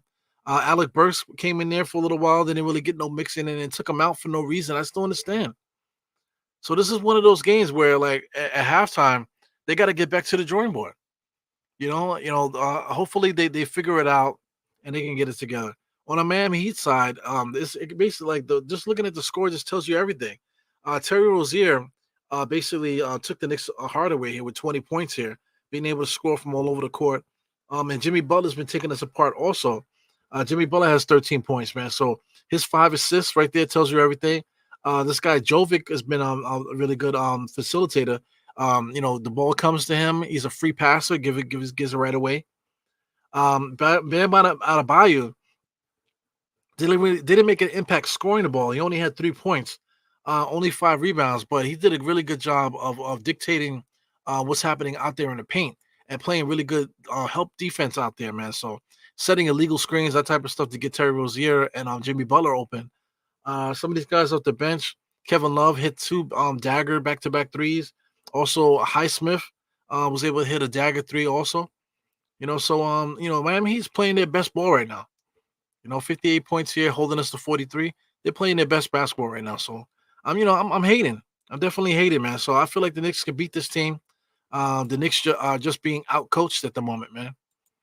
Yeah, we're literally being outcoached, and I just don't like it. I don't like the feeling of playing a certain way when we know we can do better. When we know this is not the way we play, we definitely could do way better than this. So that just pisses me off, man. I can't deal with it. I definitely can't deal with it. Yeah.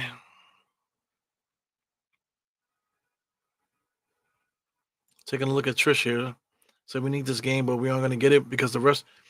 Yeah, I mean, we can. The games like this is like when you allow the refs to dictate what's happening. But if the Knicks are not playing their style of basketball, there's nothing we can do. If the Knicks take it to these guys, then we don't have to worry about the refs. But now we have to because we're behind the eight ball now. Shout out to Julian Bloom in the place. He says, salute. You were concerned about this team. Our ref calling unknown injuries. Yeah, man. We're back in action now. Josh over to Brunson. Brunson trying to throw an interior pass. But as you can see, Miami Heat, they're basically clogging the paint, daring the Knicks to shoot threes. Shout out to Knicks won today. He says a lot of fans foe has done right. Hate to say it, but they have mismanaged assets.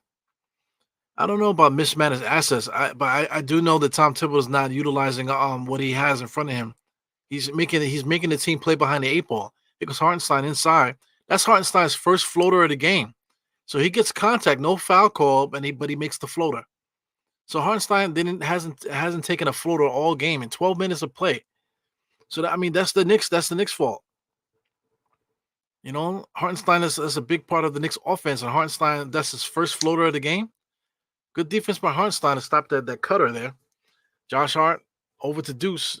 And I don't know what Deuce did. Deuce just threw it out of bounds there right into two Miami Heat players. So I don't know, maybe because the Miami He's playing with black jerseys, that maybe the Knicks can't see them out there. I don't know what's happening. So here goes Deuce now. Deuce is being guarded by Duncan, 55. Knicks are trying to get the ball in bounds here. He can't. Hartenstein comes to get it. He's standing on the baseline, looking to get it to somebody. Brunson has it. Tight defense there by Jimmy Butler. Jimmy Butler finally gives him some space. Jab step, up and under move there. Comes across the face. Gets called for a foul there. Yeah. So Brunson's going to go. He's got to go to the line. Looks like Brunson's going to the line. So look, Jimmy Butler, jab step, up and under. So he grabs the body. So my thing is, if you go for the ball, it's one thing. But if you're going for the body, that's got to be something extra. That should be a flagrant foul because he's not going for the ball. If they're going to call flagrant fouls for all this other bullshit, then they need to call flagrant fouls for that. Trish said put in Jericho Sims. Ay, Dios mío. Well, this is one of those games where you should put in Jericho Sims. But Precious should have started. If Precious started, then you can play games by putting Jericho Sims in. But Precious is coming off the bench. So that takes away that option. So Brunson knocks down both free throws, 47-58 here. Knicks starting the third quarter correctly, I guess, 4-0 right now. So here comes Terry. Terry's coming across. Did he change his sneakers or did he have green sneakers on this whole time? Here goes Jovic now being guarded by Brunson. So Brunson staying with him, up and under move there. Finds the shooter in the corner. Knicks did a good job of getting back. So Duncan Robinson comes around. They're playing hot potato. Terry Rozier jumps off to the side and knocks down a three. This motherfucker is on one today. Like people say that Terry Rozier wasn't that good, man. He's a good basketball player. But he's somebody that we're gonna have to defend if we ever played him in the playoffs.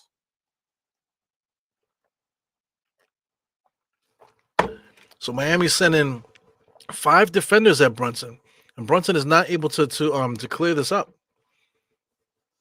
If you look, Brunson is dancing and prancing, and there's 5 guys staring at him. And they're standing close enough where they can recover to the 3-point line. But Brunson is not able to get anywhere in the paint, man.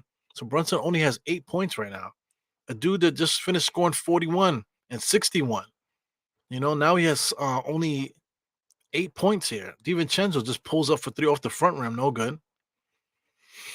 Here we go. 6-5 now. It was a 4-0 lead. Now it's 6-5. Here goes Jimmy now. Nice and slow. Being guarded by Hartenstein. Just bumping and pushing.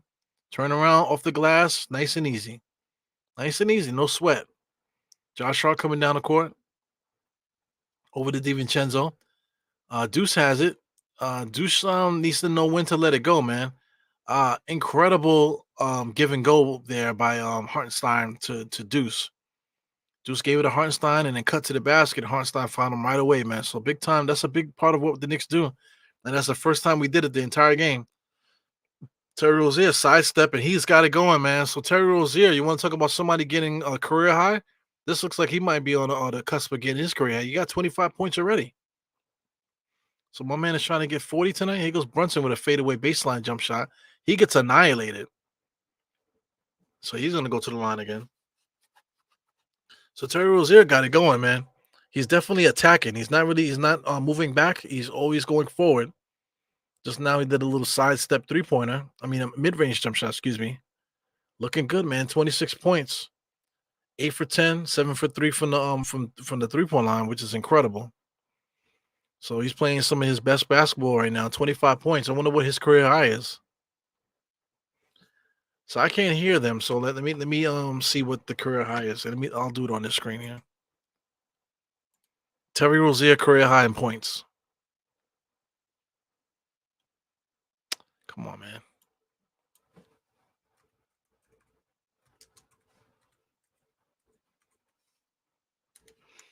So let's see what that is. 43. 43 is Terry Rozier's career high in points. So he's going to be pushing that, man. Brunson at the foul line. He's going to get another one. I can't believe the Knicks are down by 14 right now. The Knicks are down by 14, 65-51. This is unbelievable. Shout out to Trish on the screen here. Brunson, the era of New York Knicks is real. Should be, and it could have been a top level second in the East. Yeah. Jackal's in the place. He said, "Let's see if Brunson heats up the second half."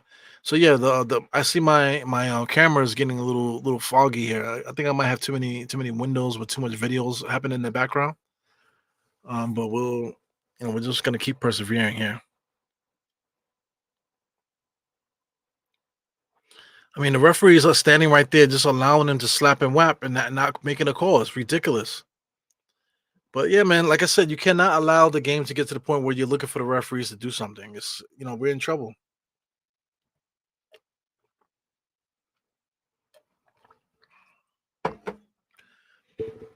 Here goes the referee number 61. Just throw the ball up there. I don't understand. Brunson has it now coming across the timeline. Trying to call something. Tom Thibodeau's telling him something. Brunson's getting to the jab step in the corner. He's posting up Terry. Terry's giving him everything. Spin. Fadeaway knocks that down. So Terry Rozier was trying to bump and dump him. But Brunson sped off that and just hit that shot right in his face. So we got to get Brunson going now. Brunson's out there guarding the 6'10 guy. He goes Bam Adebayo here. Little jabby stepping. Comes across the lane, tippy-toeing. He was looking for the foul. Hartenstein with the rebound. Brunson has it now, coming down the court, coming across the timeline. He's being guarded by a 6'10 dude. Jab step, fakes a shot, tried to get it up and under. Oh, man, Hartenstein gave it past to Hartenstein, right back to Brunson. It wasn't ready, but Brunson finds a three-point shot off the front rim. They slap it out. So Brunson is getting beat up there by the Miami Heat team out of bounds. Then Duncan shoots a three, just shoots it. He just shoots it. He barely jumped. He just kind of just threw the arms up, and it goes in all net. Unbelievable. So Knicks need a timeout, I guess, huh? They're not going to do it. So here goes Brunson here, 3-point line. He's being guarded by Bam, I believe. So Bam switch now. Duncan has him. Back to Deuce. Deuce drives all the way to the basket. Layup right off the front of the rim. 68-55, man. 12-10 in this third quarter. Knicks have to start making some stops. I don't know when it's going to happen, but we need to make some stops. Duncan has it. Nope. That's on Jovic now. Jovic over to Jimmy. Jimmy being guarded by Josh. As he should. This is the matchup. Josh and Jimmy that should be the matchup. Good defense by Josh. DiVincenzo with the rebound. He comes across the timeline looking to take advantage of the fast break here. Brunson has it. Back to DiVincenzo. 3-point shot. Knocks it down. Sheesh. So the Knicks cut the lead to 10. This is ridiculous. 15-10 right now. Knicks got to make some stops. Jimmy Butler has it. Knicks already made one stop, so let's get some more. It goes Bam on the inside. Hartenstein with a good defense there, but they're gonna call a foul. Bullshit, though.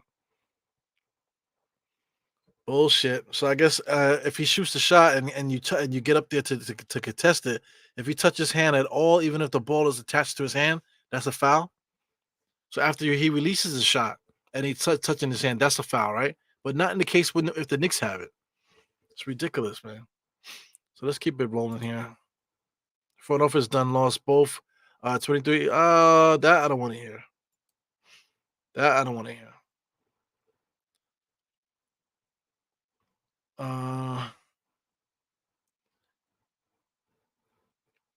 Yeah, that I don't want to hear. I don't want to hear nothing about RJ and IQ, and I don't want to hear nothing about Obi Toppin. Absolutely not.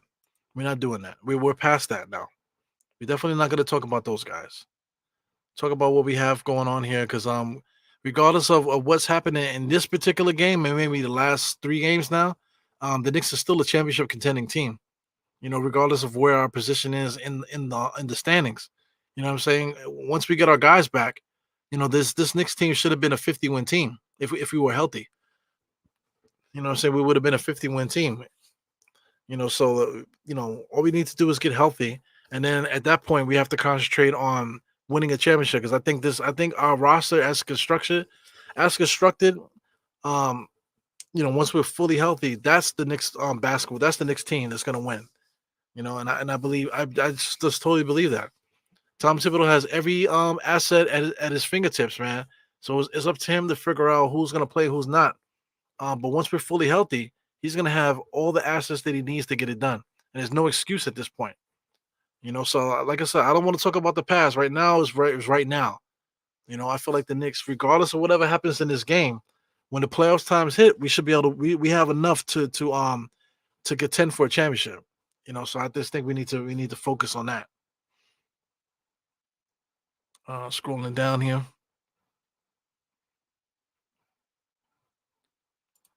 So Brunson head slam against the chair. And then you see the Miami Heat players were all touching him and stuff like that, So it's a lot of extra stuff going on out there, man. Hart said they're not coming back till postseason, basically. Yeah, that's what Josh Hart says. You never know what Josh Hart means by the stuff that he says, man. Sometimes he speaks cryptically, sometimes he's just joking around, fooling around, or whatever. But if they're not coming back to the postseason, that's no good, man. Like Julius Randle, if he's not ready for the first round, I mean, like, wow. My thing is, if Julius Randle's not ready for the first round, then he needs to have his surgery and that's it. Because we can't go into the playoffs with him, oh, he'll be ready for the second round, or no, he'll be ready for game 4. Like, nah, man. If you're not ready, he needs to just sit out, because we can't try to fit him in, because Tom Thibodeau can't deal with that. Tom Thibodeau can't deal with new variables in there. He just doesn't know how to deal with it. And it's not fair for Julius. Because Tom Thibodeau's gonna play Julius 48 minutes on a bum shoulder that hasn't played in months. That's what Tom Thibodeau's gonna do. He's gonna put the ball in his hand and make him create, make him do everything like he was doing before. Just not fair to Julius. OG had the elbow surgery and stuff like that, but OG has always proven that he can come into the game and just play. He always could play. It's really about his jump shot. And his jump shot is off now because of the elbow. But everything else, I think OG would be able to fit in still. But Julius is a little bit different. The feel, definitely got to get the feel back, because he does a lot of ball handling, does a lot of everything. So it's unfortunate, man. Definitely unfortunate. It's another season, man. Last year, if Julius didn't hurt his ankle, I think we make it to the finals, man. If Julius didn't hurt his ankles. Also, too, not forgetting this. We want to talk about IQ. IQ played like shit in the playoffs too, and he ended up getting hurt. Quentin Grimes was a ghost in the playoffs. Okay. Mitchell Robinson had a good series against Cleveland, but played like pure shit against Miami. People only want to talk about what they want to talk about, but they don't want to talk about what really happened, man. So if Julius was 100%, I think we beat Miami. If IQ wasn't hurt or just hurt in his feelings or whatever you want to say, then we beat Miami too. You know what I'm saying? Knicks seem to turn the defense on there, but I don't think it's working. I'm gonna have to rewind this here because it looks like Miami Heat just scored another bucket. So let me see if I can get a little bit closer.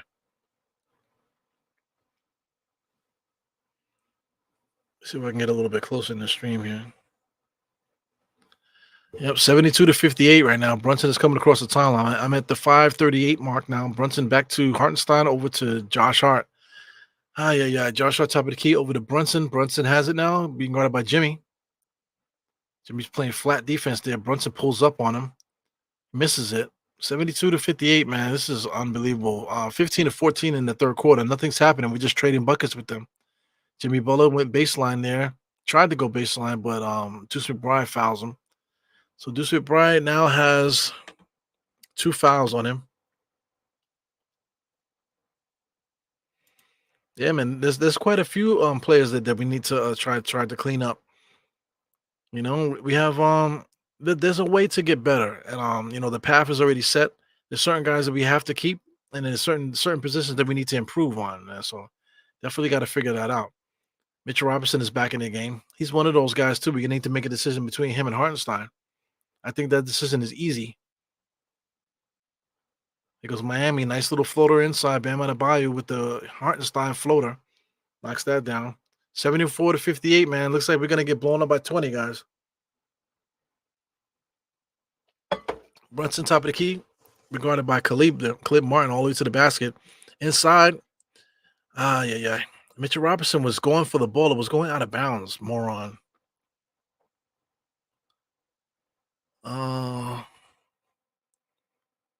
Rozier over to Jovic. Jovic has it now looking. Oh, stolen by Dante. Here goes Dante to Brunson. Brunson alley-oop to Dante. Wow, up big high for Dante. Big time dunk there by Dante, man. That's going to hit the highlight on films easy. So Dante can get up, man. He's got the sneaky hops like John Starks. John Starks used to be able to get up, but he had like real sneaky hops. So here goes the three-point shooter. For some reason, the Knicks are always falling asleep on three-point shooters. Wow. Good defense by the Knicks there, but it ends up being out of bounds there. DiVincenzo did make the good decision, giving it to Brunson. But look how high he gets up, man. His head was up there by the backboard. Watching the replay here, got up high there for that dunk. Terry Rozier, always pressing, always attacking. Khalib Martin, one step, three-point shot, in and out. No good. But I guess they call the offensive foul. Terry Rozier just slapped the ball at the referee, but they're not going to call that, right? If it was the Knicks, they would have ejected him, right? Yeah.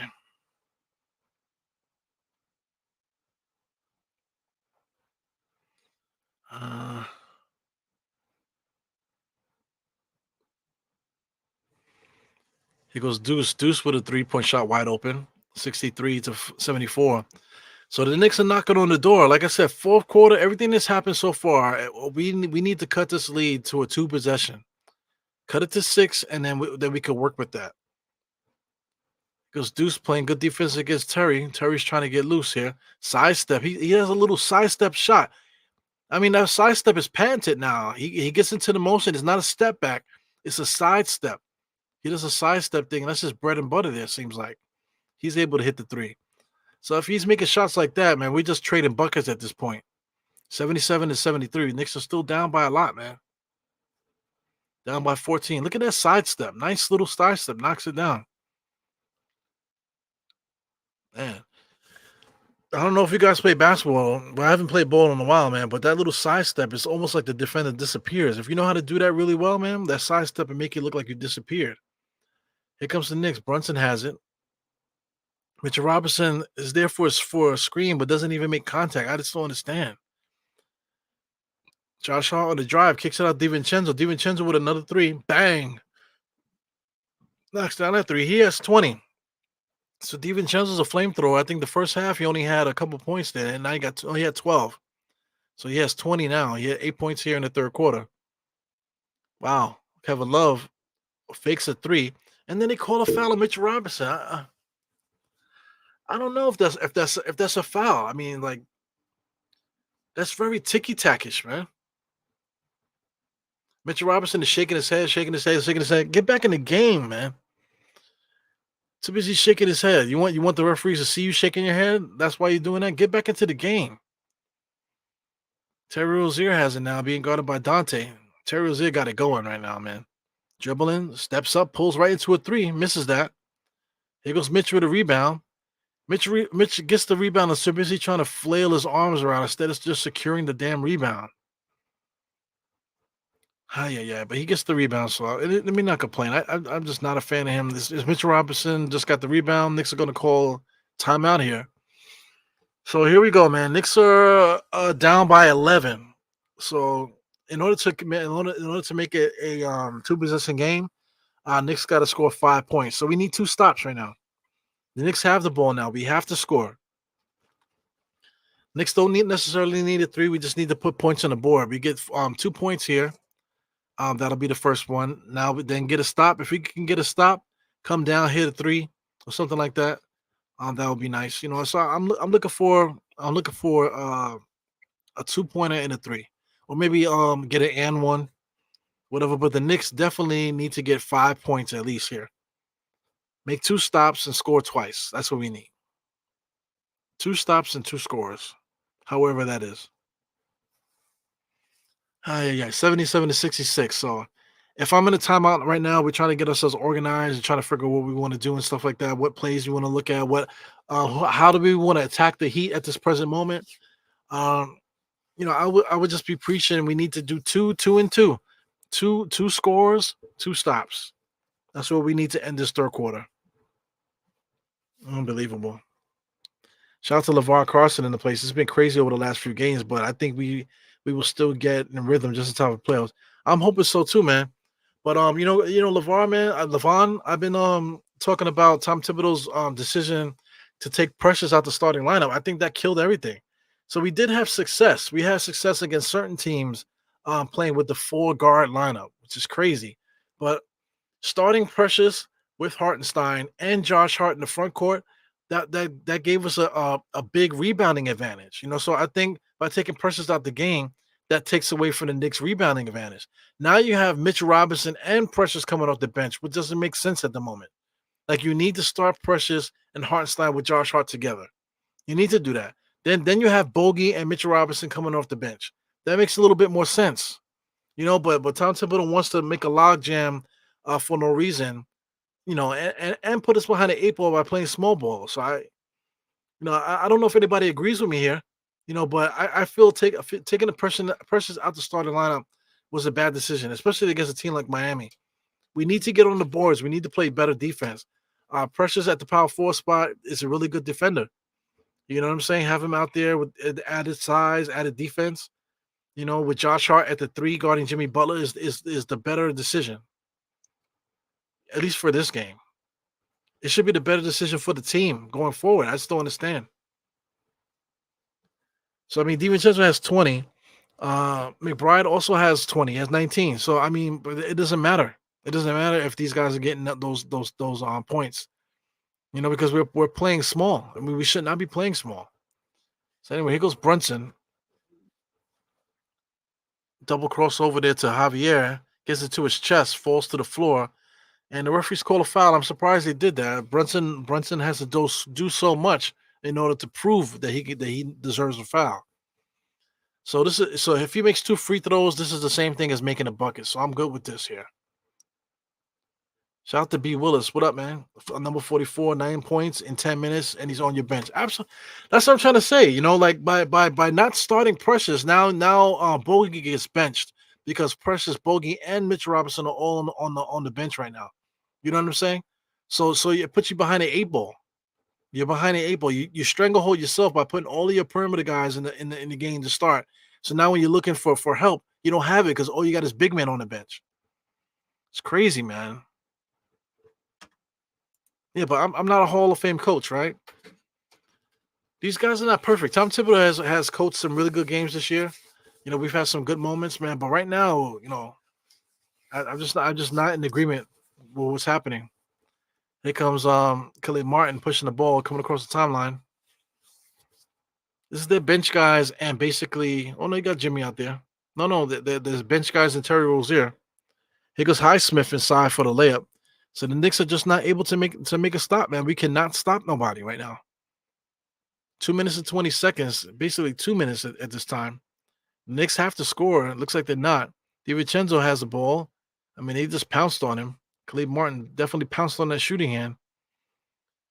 Miles McBride, cross court to Dante. Dante lets it fly. Oh, baby, he knocks it down. So that gives the Knicks 71. So that's an 8-point lead. So the Knicks still have time, man. Knicks have to make a stop. You can't see Miami score right now. Got Terry Rozier there. Good defense by Dante that time.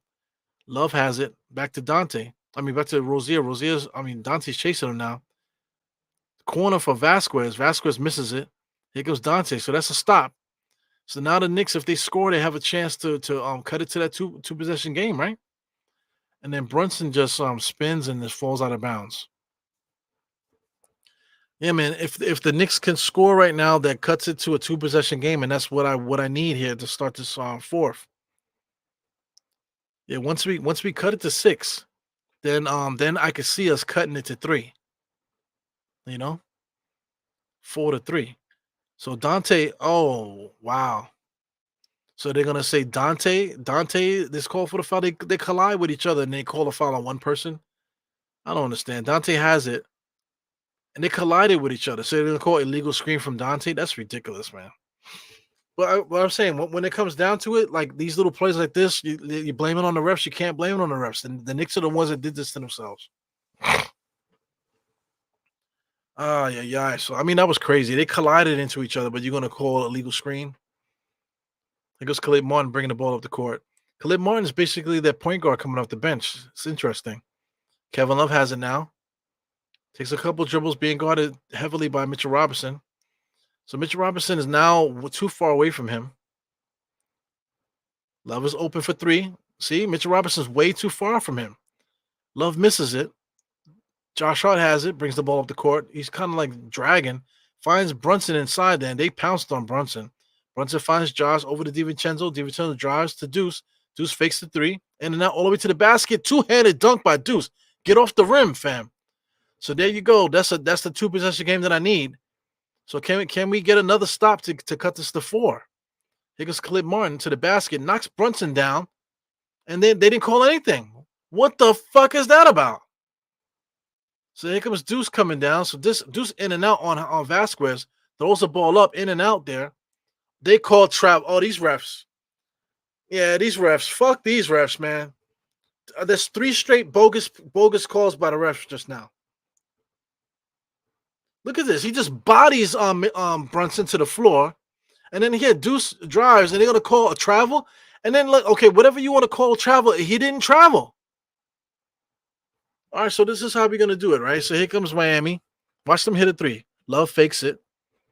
Watch Miami hit a 3 now.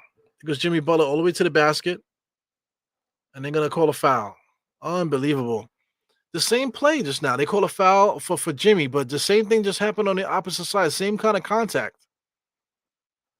Unbelievable. Look at Deuce. Deuce drove inside, up with the 2-handed jam. That was nice, man. Yeah, man. The Knicks did this to themselves.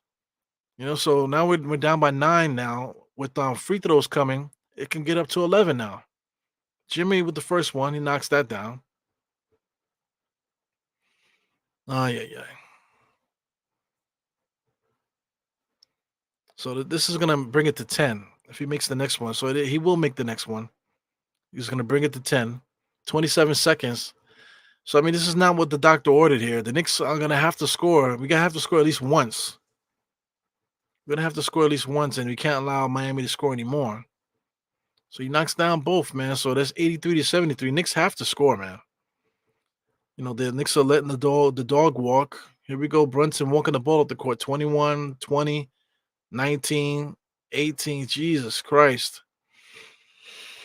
So what's the play here? He got 3 guys up top. Now we got some movement there. Deuce has it. Nope. Deuce is staying right there. Here goes Mitchell Robinson, comes out with 7 seconds left to set a screen there. Bad screen. Crossover on Brunson. Got Bam Adebayo there. So Brunson pulls up off the front rim. No good. No chance to get the rebound. And what are they going to call? They're going to say it's still going to be Knicks ball. So Brunson's going to get free throws? I don't understand. Yeah. So if Mitchell Robinson makes his free throws here, what do they call? I don't understand what they called. So Mitchell Robinson is getting free throws, and I don't understand why. So everyone, here he goes. Here he goes here. Takes his sweet time. Got to get himself comfortable, up, and then crazy off the front rim. It's unbelievable. Yeah, I could teach Mitchell Robinson how to shoot free throws this summer. All he got to do is hit me up, man. Hit me up on all social media, man. Anybody that knows Mitchell Robinson, if anybody comes across his timeline right now, man, hit Mitchell Robinson up and say, yo, call your boy Eru. Eru is gonna get those free throws fixed for you. He misses both free throws. What's the point of him being out there? If he's gonna get opportunities to shoot free throws and he's just gonna just blow them like that, then what's the point of him being out there? That's the reason why I say he only needs to play 20 minutes the max. But right now, Hartenstein, his counterpart, only has 1 rebound, man. 18 minutes at the moment. So Robinson has 10 minutes at the moment. So I mean, Hartenstein is not playing Hartenstein basketball right now. So I can't really say nothing. Brunson is 3 for 12 tonight. Miami Heat basically put the clamps on him. They got the cheat code to stop Brunson. They can't contain McBride and DiVincenzo, but I think they're allowing DiVincenzo and McBride to do what they do. Just as long as they stop Brunson. And they're basically holding it down because Brunson is the one that's going to get the offense popping for Hartenstein. He's the one that's going to get the offense popping for Josh Hart and for Precious. All these guys feed off of Brunson. You cut Brunson's head off, you cut 3 other guys' heads off, so it is what it is with that, man. So I mean, excellent coaching by Spoelstra. Excellent game planning for the Knicks. I just knew exactly how to take us out. Tom Thibodeau, on the other hand, did the opposite. A team that they started the game with a lot of size. He decided to still play small ball. We have the size to match coming off the bench, but when you play all of the perimeter players, now you have too many bigs off the bench, and you don't know who to play. So just bad decision making by the Knicks coaching staff, man. Not just Tom Thibodeau, the entire coaching staff, because they all are there, and can't nobody say anything. If I was in the room, the coaching room, the coaching whatever, and I had something to say, I would make my point about that. I'm not gonna just be quiet like I don't want to ruffle feathers or whatever the hell goes on behind these scenes. I would not allow him to get away with it. I would plead my case, and then of course, once we in a game like this, you don't think I'm gonna be running my mouth coming off the bench? In the back room. Once we get back there, I'm gonna be running my mouth. Because I'll be telling motherfucker, I told you so a million times, man. Yeah, this is interesting too. Embiid is back, so Embiid is coming back. But I'm not worried about Philly because Embiid is averaging 30-something points per game, so they rely on him too much. And he's that tough guy. So and he's injury prone and he's kind of soft. You know what I'm saying? So that's easy. Embiid likes to score at the foul line. He likes to dribble at the foul line and stuff. Easy to stop. Very easy. The issue with Philadelphia is that you have to make sure you find their other guys, make sure they don't get off. Maxey is a good number 2 for Embiid, but you definitely have to stop everybody else from scoring. That's how you beat Philly. And Embiid, I'm just not worried about Embiid. Anyway, back to this game, man. Jimmy Butler now comes around 2 Knicks players, finds a shooter, Khalid Martin, in the corner all day, baby, all day. The Knicks don't think Jimmy Butler is not trying to shoot. He's trying to find the shooters. And they keep double teaming Jimmy as if Jimmy is the one that's killing us. Jimmy's not the one killing us. Josh Hart over to DiVincenzo for 3. He knocks that down. The lead's back up to 10. So yeah, man, I got to say, Jimmy Butler is not the one killing us. Jimmy Butler has 15 points, yes, but he's not the one killing us offensively. He's the one that's doing the facilitating, getting everything else going. So the Khalid Martin just runs in there, very physical, and all it is just an out of bounds. But if Dante DiVincenzo did the same thing, it would be a flagrant foul too, and he would be kicked out the damn game. Shit is crazy, man. Who's a better free throw shooter, Mitch or Shaq? Shaq. Shaq is a better free throw shooter. Wow. So the Knicks got a nice bounce there. So we cut the lead to 8. So the thing with Shaq used to shoot it with one hand, and he kind of he would kind of like shot put it. But at least the ball had a little bit of arc to it, a little bit of roll to it. Mitchell Robinson is shooting, and he does all this on routine, perfect, but then he still shoots it like that. You know, it's like still has no clue of how the ball is supposed to go in the basket. But meanwhile, you see him shooting threes in the offseason.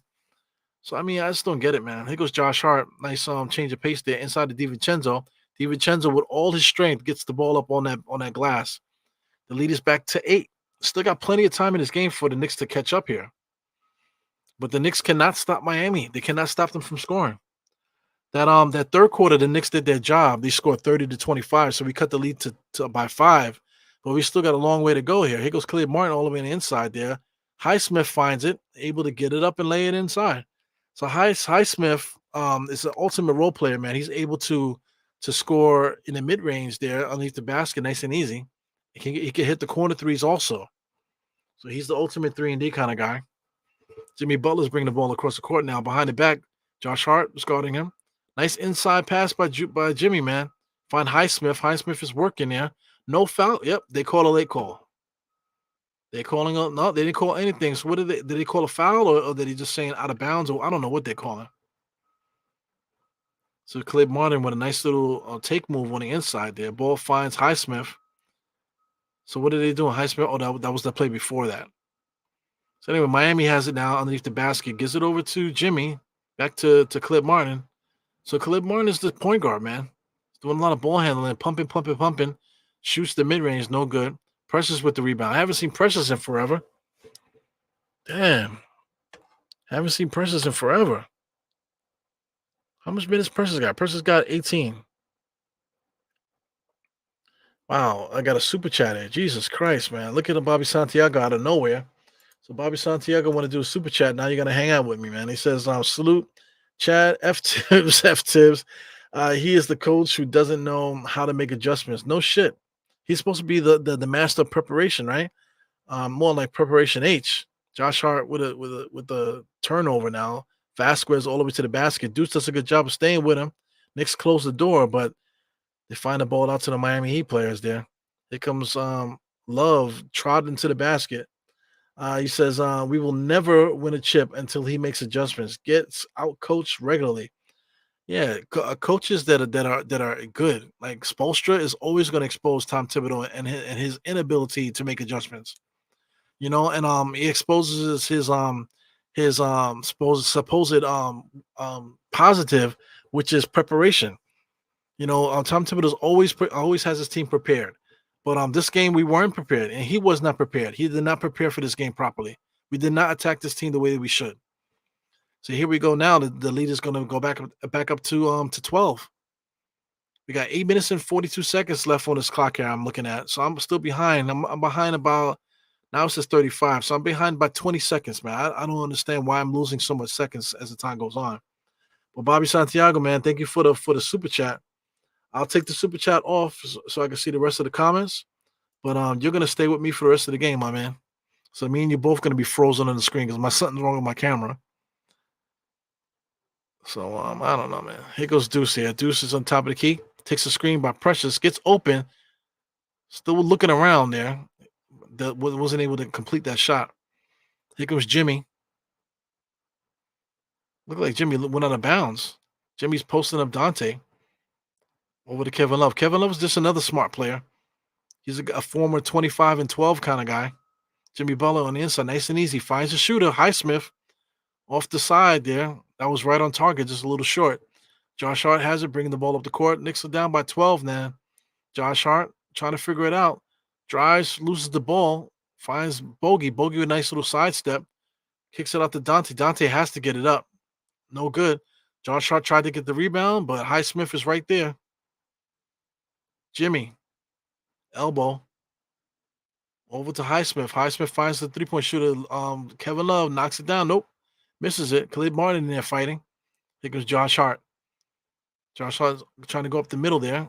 Knicks have no angles, man. The Miami Heat doing a good job. Here goes Bogey just driving and falling to the floor. Yo, Bogey could play, man. Bogey could play, but I just don't understand.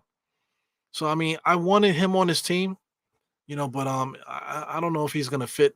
He's definitely not gonna be back next year. Probably, we're probably gonna end up trading him. But he can get you 20 points per game if you allow him to get the 20 points. He has 11 right now.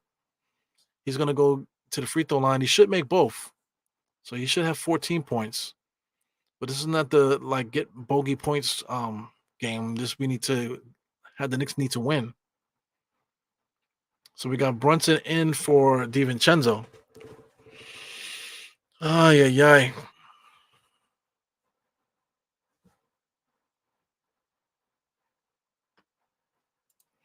He says if you decide to air out your rotation frustrations to Tibbs, it has to be behind being private behind closed doors. I got you.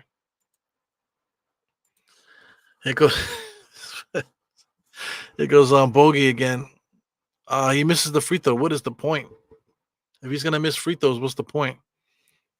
Yeah. Here goes Jimmy now. Yeah. Jimmy baseline pulls up. Bogey with the rebound. Here goes Bogey. Over to Brunson, man. They're pouncing on the Knicks. Terry Rozier in and out there. I mean, when was the last time Brunson had a chance to get that little left-handed floater? Mitchell Robinson, I mean, Brunson has not seen that left-handed floater all game. So, I mean, everything the Knicks do well, Miami Heat has taken it all away. I think Brunson might have been his second floater all game. He did that early on in the first quarter, I believe, and hasn't done it the entire game. That was the second time that I noticed him doing that little patented floater that he does. So Miami has taken away all of our positives that we do out there, taking away everything. It's unbelievable. It's one thing like they can eliminate some things, but they basically just annihilated us. The only thing that we had going for us is McBride and DiVincenzo, but they make that decision. But I'm saying you take Brunson out of a game like this. If you take Brunson out, you take Hartenstein out, you take Precious out, you take Josh Hart out. You know what I'm saying? So they'll let McBride and DiVincenzo get off, because they'll still get theirs within the flow of the offense.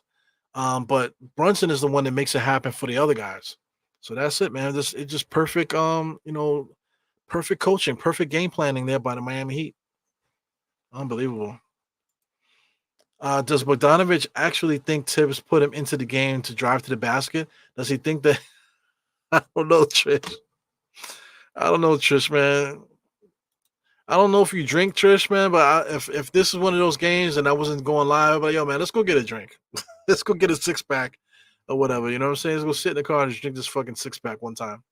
You know what I'm saying? This is one of those nights. I'm trying not to drink. I'm only gonna drink if there's a time for celebration. Right now, there's no time for celebration, but I've been holding on to this Maplewood, Jack Daniels Maplewood finish. It's decent. It's not too bad. Still got a lot left in there. But I'm still holding on to that. There's no reason to celebrate at the moment. But as soon as I have something to celebrate, I just can't wait to get me a little sippy sip. Because I feel like I deserve it. I deserve a break. But like I said, same thing with the fasting. If you can't control what goes into your mouth, keep it mature. I'm talking about food. If you can't control what's going in your mouth, then you can't control anything. So like if you have to have something and you can't go without it, I can't do that. Then something's wrong with you. Something you need to figure that out. So I mean, if you don't get that, and you're still saying stuff like that. Just think about it. Think about it. Like, why do you need to eat something? Is there something? Why do you need to? Of course, you need to eat to live. But a lot of times, if you think about it, what did you do today that warranted you need to eat like that? When you look in the mirror, you're overweight. You have a big stomach and stuff like that. The reason why is because you're overeating. You're eating too much, and your body's storing fat because you're eating more than you need. That's exactly what's happening. You know what I'm saying? So a lot of times you could be just thirsty.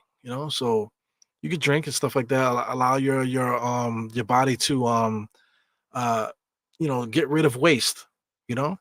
Instead of compiling waste. That's one thing that we have a problem with as far as us humans on this earth, especially in America. Here goes Duncan Robinson, comes around the screen there, pulls up, no good there.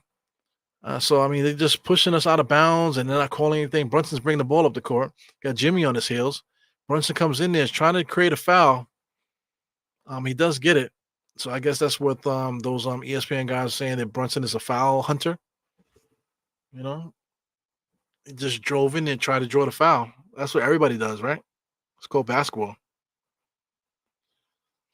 Yeah. So 6:46. So if you want to talk about halftime and crunch time, we are definitely in halftime. We are definitely in crunch time right now. We're definitely in crunch time. So I basically ran out of this chapstick. Just get rid of it.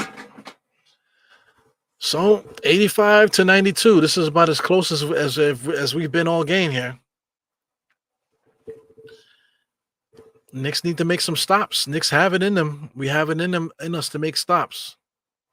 We have to figure it out. Ay, ay, ay. Yeah, man. Yeah, hey guys, thank you for contributing to the chat. Definitely appreciate you guys, man. There goes Duncan Robinson floating around. Knicks did a good job of stopping him. He goes right out of bounds. So there goes the stop that you need. Coming down on the other end, a 3-point shot in rhythm would be great to give us an 88. That will cut the lead to a 2 possession, man. I'll even take 2. If you get 2, it's good. No matter what it is, I could take it. Brunson now dribbling, trying to find the angles there. He's looking to get bogey. I can see it in his eyes. Turnaround jump shot in the paint, just not a good shot there. That's what the Miami Heat need. And Miami Heat needed a stupid possession like that. So here they come. And I don't know what they called there. They called something. What did they call? No, he's upset that he's not getting calls. So Brunson, I don't understand what the call is there, but they called a foul on Brunson just now. I just don't get it. Mm-mm-mm.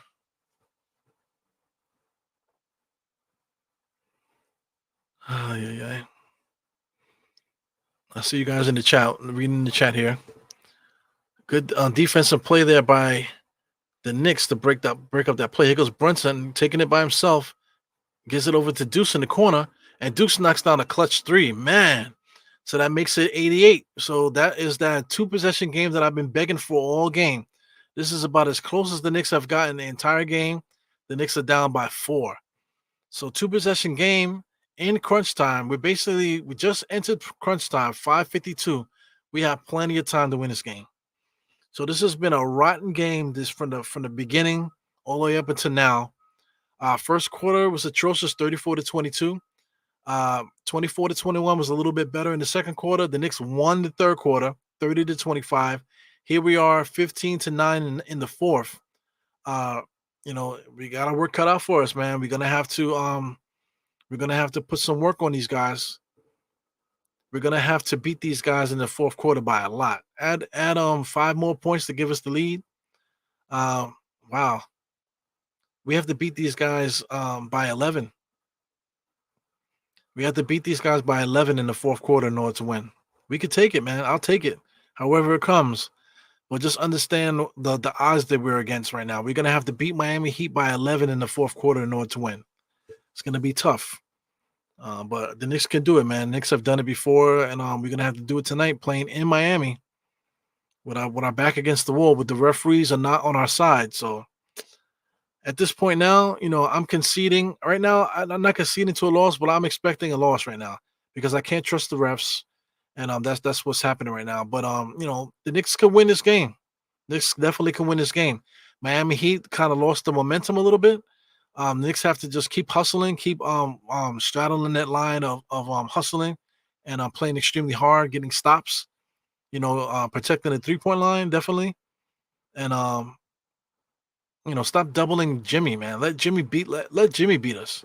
These 3-point shooters, we cannot allow these 3-point shooters to kill us. If we do that and settle down, I believe the Knicks could be able to come back to this game and win. It'll be so. This will be probably like one of the sweetest wins if we can come back and win. Just about how miserable we were since the first quarter watching this game, man. How miserable we were this whole game, man. If we could take it easy and squeeze out a win, this will probably be one of the sweetest wins of the season. No shit.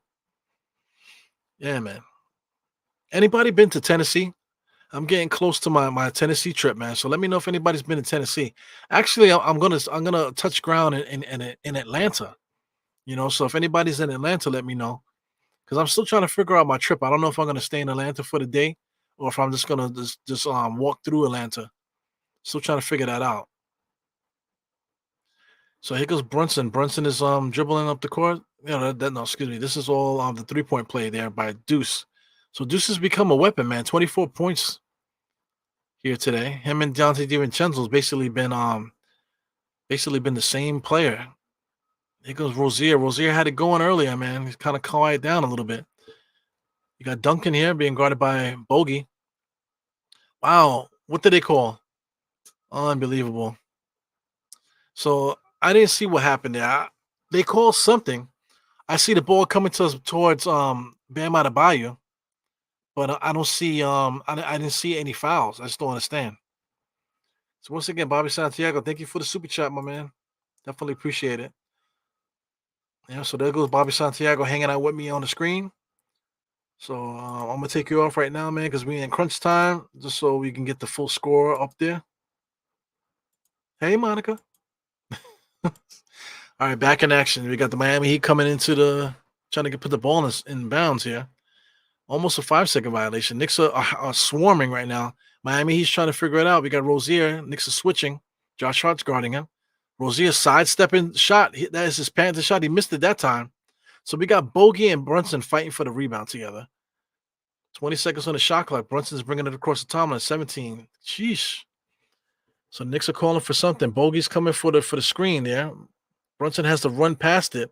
So here goes another foul. I just don't want to see where the foul is. You know, that all that is ticky-tack stuff. You know, the referees are trying to dictate this game. I don't like it, man. So right now it's in the Knicks' favor, but I just don't like the little ticky-tack stuff happening. You see Brunson there. His right hand is heavily taped up. Brunson has again back to Deuce. Deuce is coming out back to Brunson. Brunson inside to Bogey. Bogey with a fadeaway jump shot. Ooh, nice. Right, right into his office. The foul line extended. That's his office. So I would like to see more shots like that for Bogey, man. Put Bogey in Julius action. Here goes Jimmy now. Jimmy on a 1-on-1 set against Deuce. Stay with him. Don't need to double team. Let him stay there. See, he's looking for the 3-point shooter. He's not looking for his own shot. Knicks are switching everything. He goes on Precious there a little bit too late. Wow. They call a shot clock violation? They call a shot clock violation. There's a lot of Knicks fans out there. So just now, after that turnover by Miami, the whole crowd jumped up. It's all Knicks fans. There's Knicks fans even on the baseline. See the little kids? Unbelievable. Here comes Brunson now. So the Brunson and the Knicks have a chance to tie or take the lead now.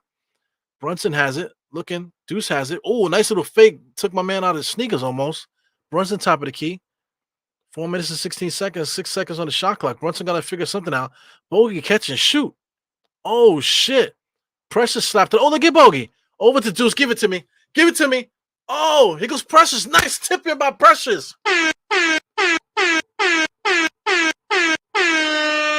Big time tip there by Precious. Tie game by the Knicks. Unbelievable game. Unbelievable comeback by the Knicks. Here goes Terry. Terry's trying to figure it out. So the Knicks basically cracked the code there. So who's that? Highsmith? Yeah, Highsmith hits a 3. 3-and-D. That's what he does. But the Knicks seem to crack the code now. Instead of trying to stop Jimmy, now they're just playing Jimmy 1-on-1. So Jimmy's just all looking for threes at this point. Looking to catch threes. Oh, look at Bogey. So Bogey said, let me get this little sidestep. I'm feeling, let me get to my office. Pow, baby. Let me get into my office. Whoop. Foul line extended. That's Bogey's office, man. I would love to see Bogey get there more often. All this driving to the lane shit, right, Trish? All this driving the lane bullshit is trash, man. Look at Terry with the sidestep. And why did Precious foul him? I don't understand that. And there's no reason for Precious to foul him. Now he's gonna get 3 free throws. Sometimes Precious is a fucking idiot, man. Sometimes he plays really well, and then just now, look at this foul. Look, watch this replay. They're gonna show the replay now. Here goes Terry Rozier, a little sidestep. Now, what is the reason for Precious to do that? I just don't understand. What is the reason? What the fuck was he thinking there? So now he's gonna get 3 free throws. Ay. First one knocks it down. So now we're down by 2. Still got 3 minutes left, plenty of time. Who's calling a timeout? So anyway, somebody calls a timeout. It's Miami's ball, so it's their timeout. Man, that was a dumb ass play by Precious, man. It was unnecessary. So Precious is not even sitting down there. Precious might be on the end of the bench. I mean, that was just the dumbest thing I've ever seen. Look at Bogey. Bogey sidesteps, get into your office right there. Foul line extended, pull up, pop, pop, pop, pop, pop, pop, pop, pop, pop. Let's go, baby. Look at Bobby. Look at Bobby. Look at Bobby. Oh, yeah. Trish, you see it, baby, right? You see it? That's what Bogey needs to do. Do a little catch and shoots. That's his job. Get into your little spots, in your little office. The little office for him is foul line extended. Let me get the little floating little shots here, little sneaky little jump shots, run breakers. That's what he needs to do. Let's go, baby. Clap it up for your Knicks. This guy Precious, man, shit. Was Bogey just now drinking Pepto Bismol or drinking some kind of pink liquid just now? I don't know what that was. Got the shits. So he's doing all kind of licking his fingers and praying and smelling his hand. Hopefully that works for him. Yeah. 96-94. Let's go Knicks. Sheesh. Unbelievable. Terry still got some free throws to shoot. I believe he got 2 more free throws. So Terry Rozier here with the second one. Makes that one. So we got 1 more free throw. This is all Precious' fault here. 97-94. Can Terry Rozier hit the next one? That'll give them a 4-point lead. He will get it. Yeah. He looks good, man. Definitely. Good basketball player, Terry Rozier. So here goes Brunson. Brunson has it, slaps it. Let's go. 98-94. 3 minutes left. Deuce has it. Deuce doesn't know what to do. Gives it back to Brunson now. Time is coming up the clock. 10 seconds there. 8, 7, 6. Brunson spinning. Missing. Miami with the rebound. Here comes Terry. Somebody needs to stop the ball. See, Josh Hart is creeping up there. So Miami's looking to create something. Illegal screen by Adebayo. Because Terry Rozier trying to create something inside off the glass. No good, but he tips it in. Bam Adebayo tips it in. The Knicks are looking for goaltending. Here comes the Knicks now. The lead is back up to 6. Still 2-possession game, so calm down, guys. 2-10. Here goes Brunson. Off a screen there. What are the Knicks running? Brunson's trying to go one-on-one. Gets slapped out, and they're gonna say it's Miami ball. So I don't understand what was the process there. So now the lead is up to 6 now. So the Knicks make a stupid play, and now Miami has a chance to bring it up to 7. Unbelievable. Here goes Terry Rozier bringing the ball up the court. So I'm behind by 30 seconds, guys. I apologize for that. Looks like the Miami Heat is gonna score. Here goes Jimmy on the inside, floater off the glass, knocks that down. Kind of like a running hook shot. Brunson comes across the timeline. Too nonchalant for me, man. It's below 2 minutes, man. The Knicks gotta push this ball. Here goes Brunson posting up, floating, gives it over to DiVincenzo. DiVincenzo's putting this guy through the mix. Caleb Martin is extremely aggressive right now. Extremely aggressive. Hardcore defense there by Caleb Martin. Dante DiVincenzo standing there just dribbling the air out the ball. Like, what are we doing here? Like, we need to manufacture some buckets, and we can't do it now. Now we want to just go one-on-one. I just don't understand. We were right there. Knocking on the door. Now this lead is back up to 6 now. Here goes Brunson inside to DiVincenzo. DiVincenzo gets clipped. He makes the shot. Are they going to call a foul and one? So that I want to see the score. Is that an and one? I see 96. It's still stuck on 96. Oh, no, the Knicks were at 94 just now. So now they're at 96. My God. So we're fucked, guys. Yeah, so that's what made it 96. Yeah, we got a minute and 33 seconds. Yeah, we're in trouble, man. DiVincenzo, here he goes. Free throw. He knocks that down. So that gives us 97, right? So that gives us 97. So my time and everything is all messed up here. So 90, I guess it's 97. So Rozier has it, dribbling around, taking it nice and easy. That's the Miami style of basketball. Come down, take it nice and easy. No need to rush. Knicks swarming on the defense. Caleb Martin, I mean, super good player, man. He just knows what to do. He plays extremely hard. He just has an idea of what the refs are doing. Being over aggressive, knowing the refs are not going to call anything.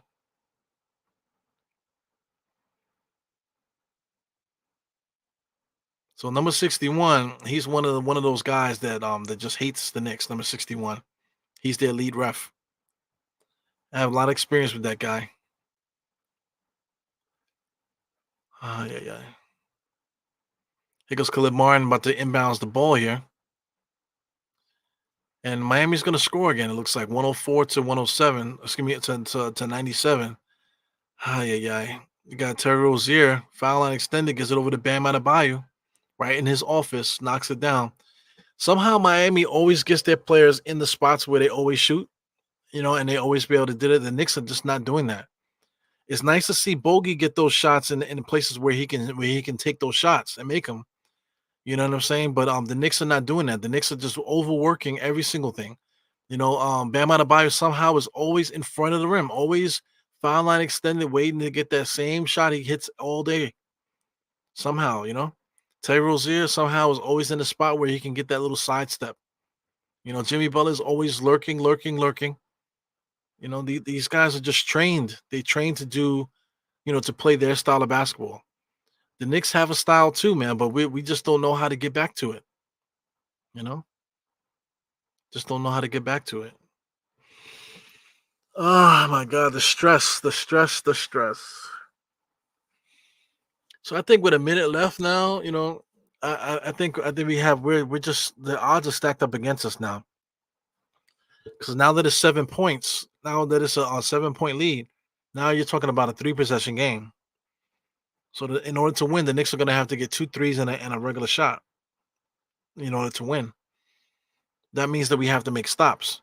So basically the Knicks are going to have to blank Miami for the last minute.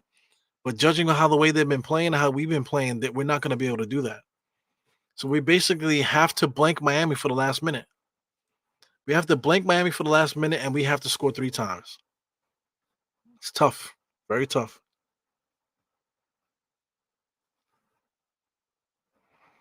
We're going to have to score 3 times, and one of those are going to have to be a 3-point shot.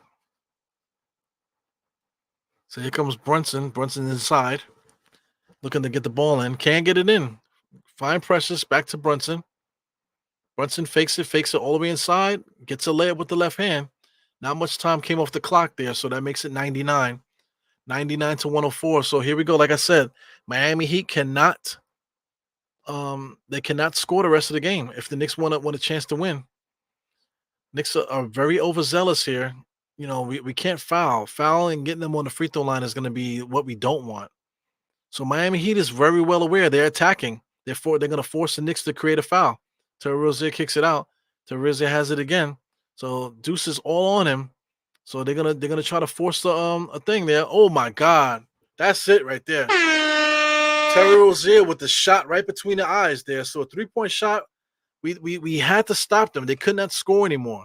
So by him hitting that 3 and the Knicks coming down blowing a layup, that's the game right there. Unbelievable, right between the eyes shot by Terry Rozier, man. That's the icing on the cake for the game that he had. So the game is over.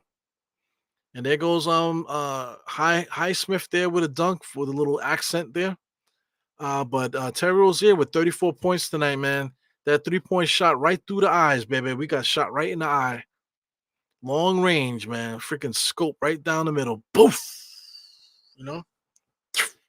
Dead. So that's it, man. I don't even want to see no more of this shit. As far as the Knicks, we got 3 20-point scores. DiVincenzo had 31. We got McBride with 34. Brunson with a hard-ass 20-point game today. He did have 10 assists. But the other guys betrayed us, man. Hartenstein only played 18 minutes, so Hartenstein had to have been hurt. So he only played 18 minutes, 1 rebound. So Hartenstein is possibly hurt right now. We got Mitchell Robinson only had 1 rebound himself. So that's the game right there. 2 of our best rebounders barely rebounded. Precious Achiuwa had to play center today. And if he's playing center, that means that we're playing a small ball lineup that's not going to compete against his Miami Heat lineup. So the Knicks tried their best, I believe, man. Shout out to Bogey with 16 off the bench. I think Bogey had one of his better little sequences. I ain't gonna say he had one of his better games, but he had like maybe like a 3 basket sequence where he was looking really good, and that's just like foreshadow of how we can use him. But Tom Thibodeau's not doing a good job of getting guys easy shots, man. Miami Heat is the master of getting their guys shots, so that's the game right there. Shout out to Jimmy Butler, nice and smooth. But it's not just Jimmy Butler. Jimmy Butler was doing it. Not Bam Adebayo. Rozier was doing it. This guy Caleb Martin was doing it. Nice and smooth. This guy Highsmith just being patient. Taking what the defense gives him. Whatever opportunities he gets, he always takes advantage of it. 6 for 11 from the field. Kevin Love took advantage of what the Knicks gave him too. Very patient. So that's what Miami does, man. They're very disciplined basketball team, man. So here we go, taking a nice L here off that Terry Rozier shot right between the eyes, baby. 10-point win here in Miami. Can't complain too much. We lost in Miami, so that's 109-99. If you talk about quarters, Knicks, that first quarter was the reason why we lost this game. We came out, we let Miami do this to us, 34-22. Second quarter was a little bit better, 24-21. Third quarter, 30-25. We won that quarter. And in the fourth quarter, we basically tied them, 26-26. But it's that first half of basketball, really that first quarter is what killed us tonight. So we've been playing uphill all day, man. Us against the refs, and then just Miami Heat just lulling us to sleep, playing their style of basketball in their home court. Can't complain too much, man. But anyway, we take another L. So this is 3 straight losses here by the Knicks, man. So I don't believe this is no, this is not updated. So let me refresh it to see if it's quickly updated. So no, it's not updated. So let's take a look at let's see if I can get the NBA standings here. That should be updated now. They usually do it immediately. So let's put ESPN up here, see how this works. So they haven't updated that either. So anyway, we're down to 31 wins here, so we should be in 5th place tonight.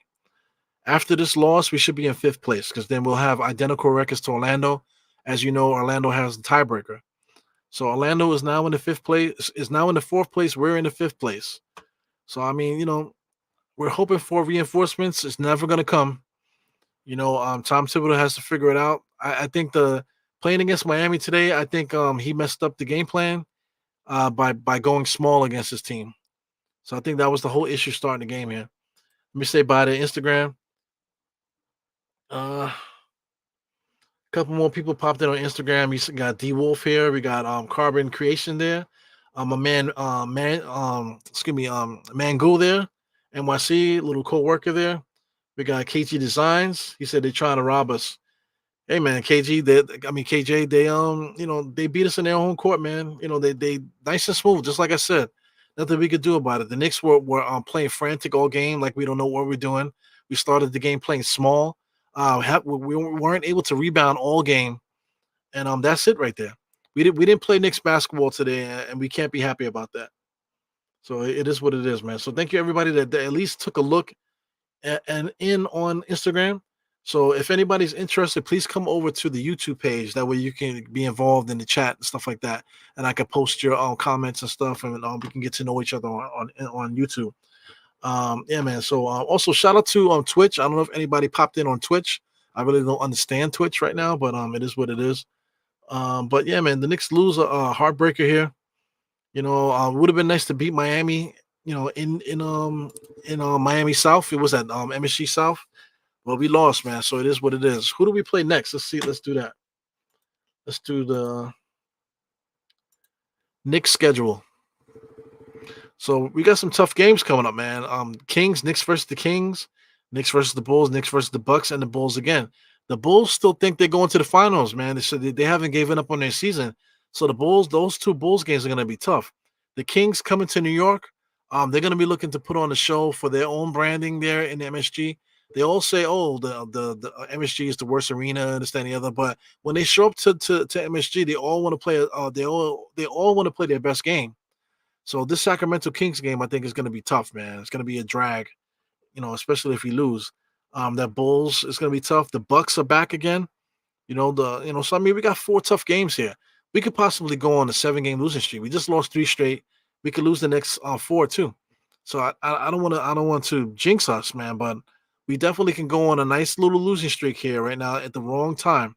So at some point, I would love to see OG. At some point, I would love to see Julius Randle. I don't know when it's gonna happen, but we'll see. The next game is April 4th on a Thursday. So, I'll say this. Me and State have been trying to get together to do a pod. Uh, you know, just been I guess logistics. You want to blame logistics? You say that. But Thursday, this is his idea. Thursday, we were trying to get together for the Sacramento Kings game. So I have like I've been telling State I got some gifts for him. I've been trying to get it to him, but he act like he don't like gifts. You know what I'm saying? So we'll see if we can get together on Thursday coming up.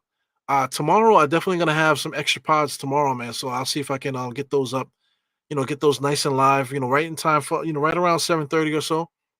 Put them out there so just for the culture. So anyway, we up out of here, man. Knicks lose another one, lose a heartbreaker here in Miami. We just was never in it. We tried to get back in it. We got close enough to almost take the lead. We didn't. But it is what it is. I'm over it already, man. We got the next one up, which is Sacramento Kings. Definitely got to focus on those guys next. And thanks everybody for popping in. Thanks Bobby Santiago for the super chat. Definitely appreciate you, man. And I appreciate everybody. Thank you for coming in. I see Knicks Nation 112 just popped in. But we up out of here, man. Please get out there and enjoy your favorite post game show. I will not. I'm gonna go see if I can enjoy the rest of the night with my lady. So I'll see you guys next time. It's your boy Eru. Let's do it right. 4 fingers to that forehead, tucking the thumb salute. See you guys next time. Always here, Die Hard Knicks podcast. Die Hard Eru. And I'll see you guys next time. Peace.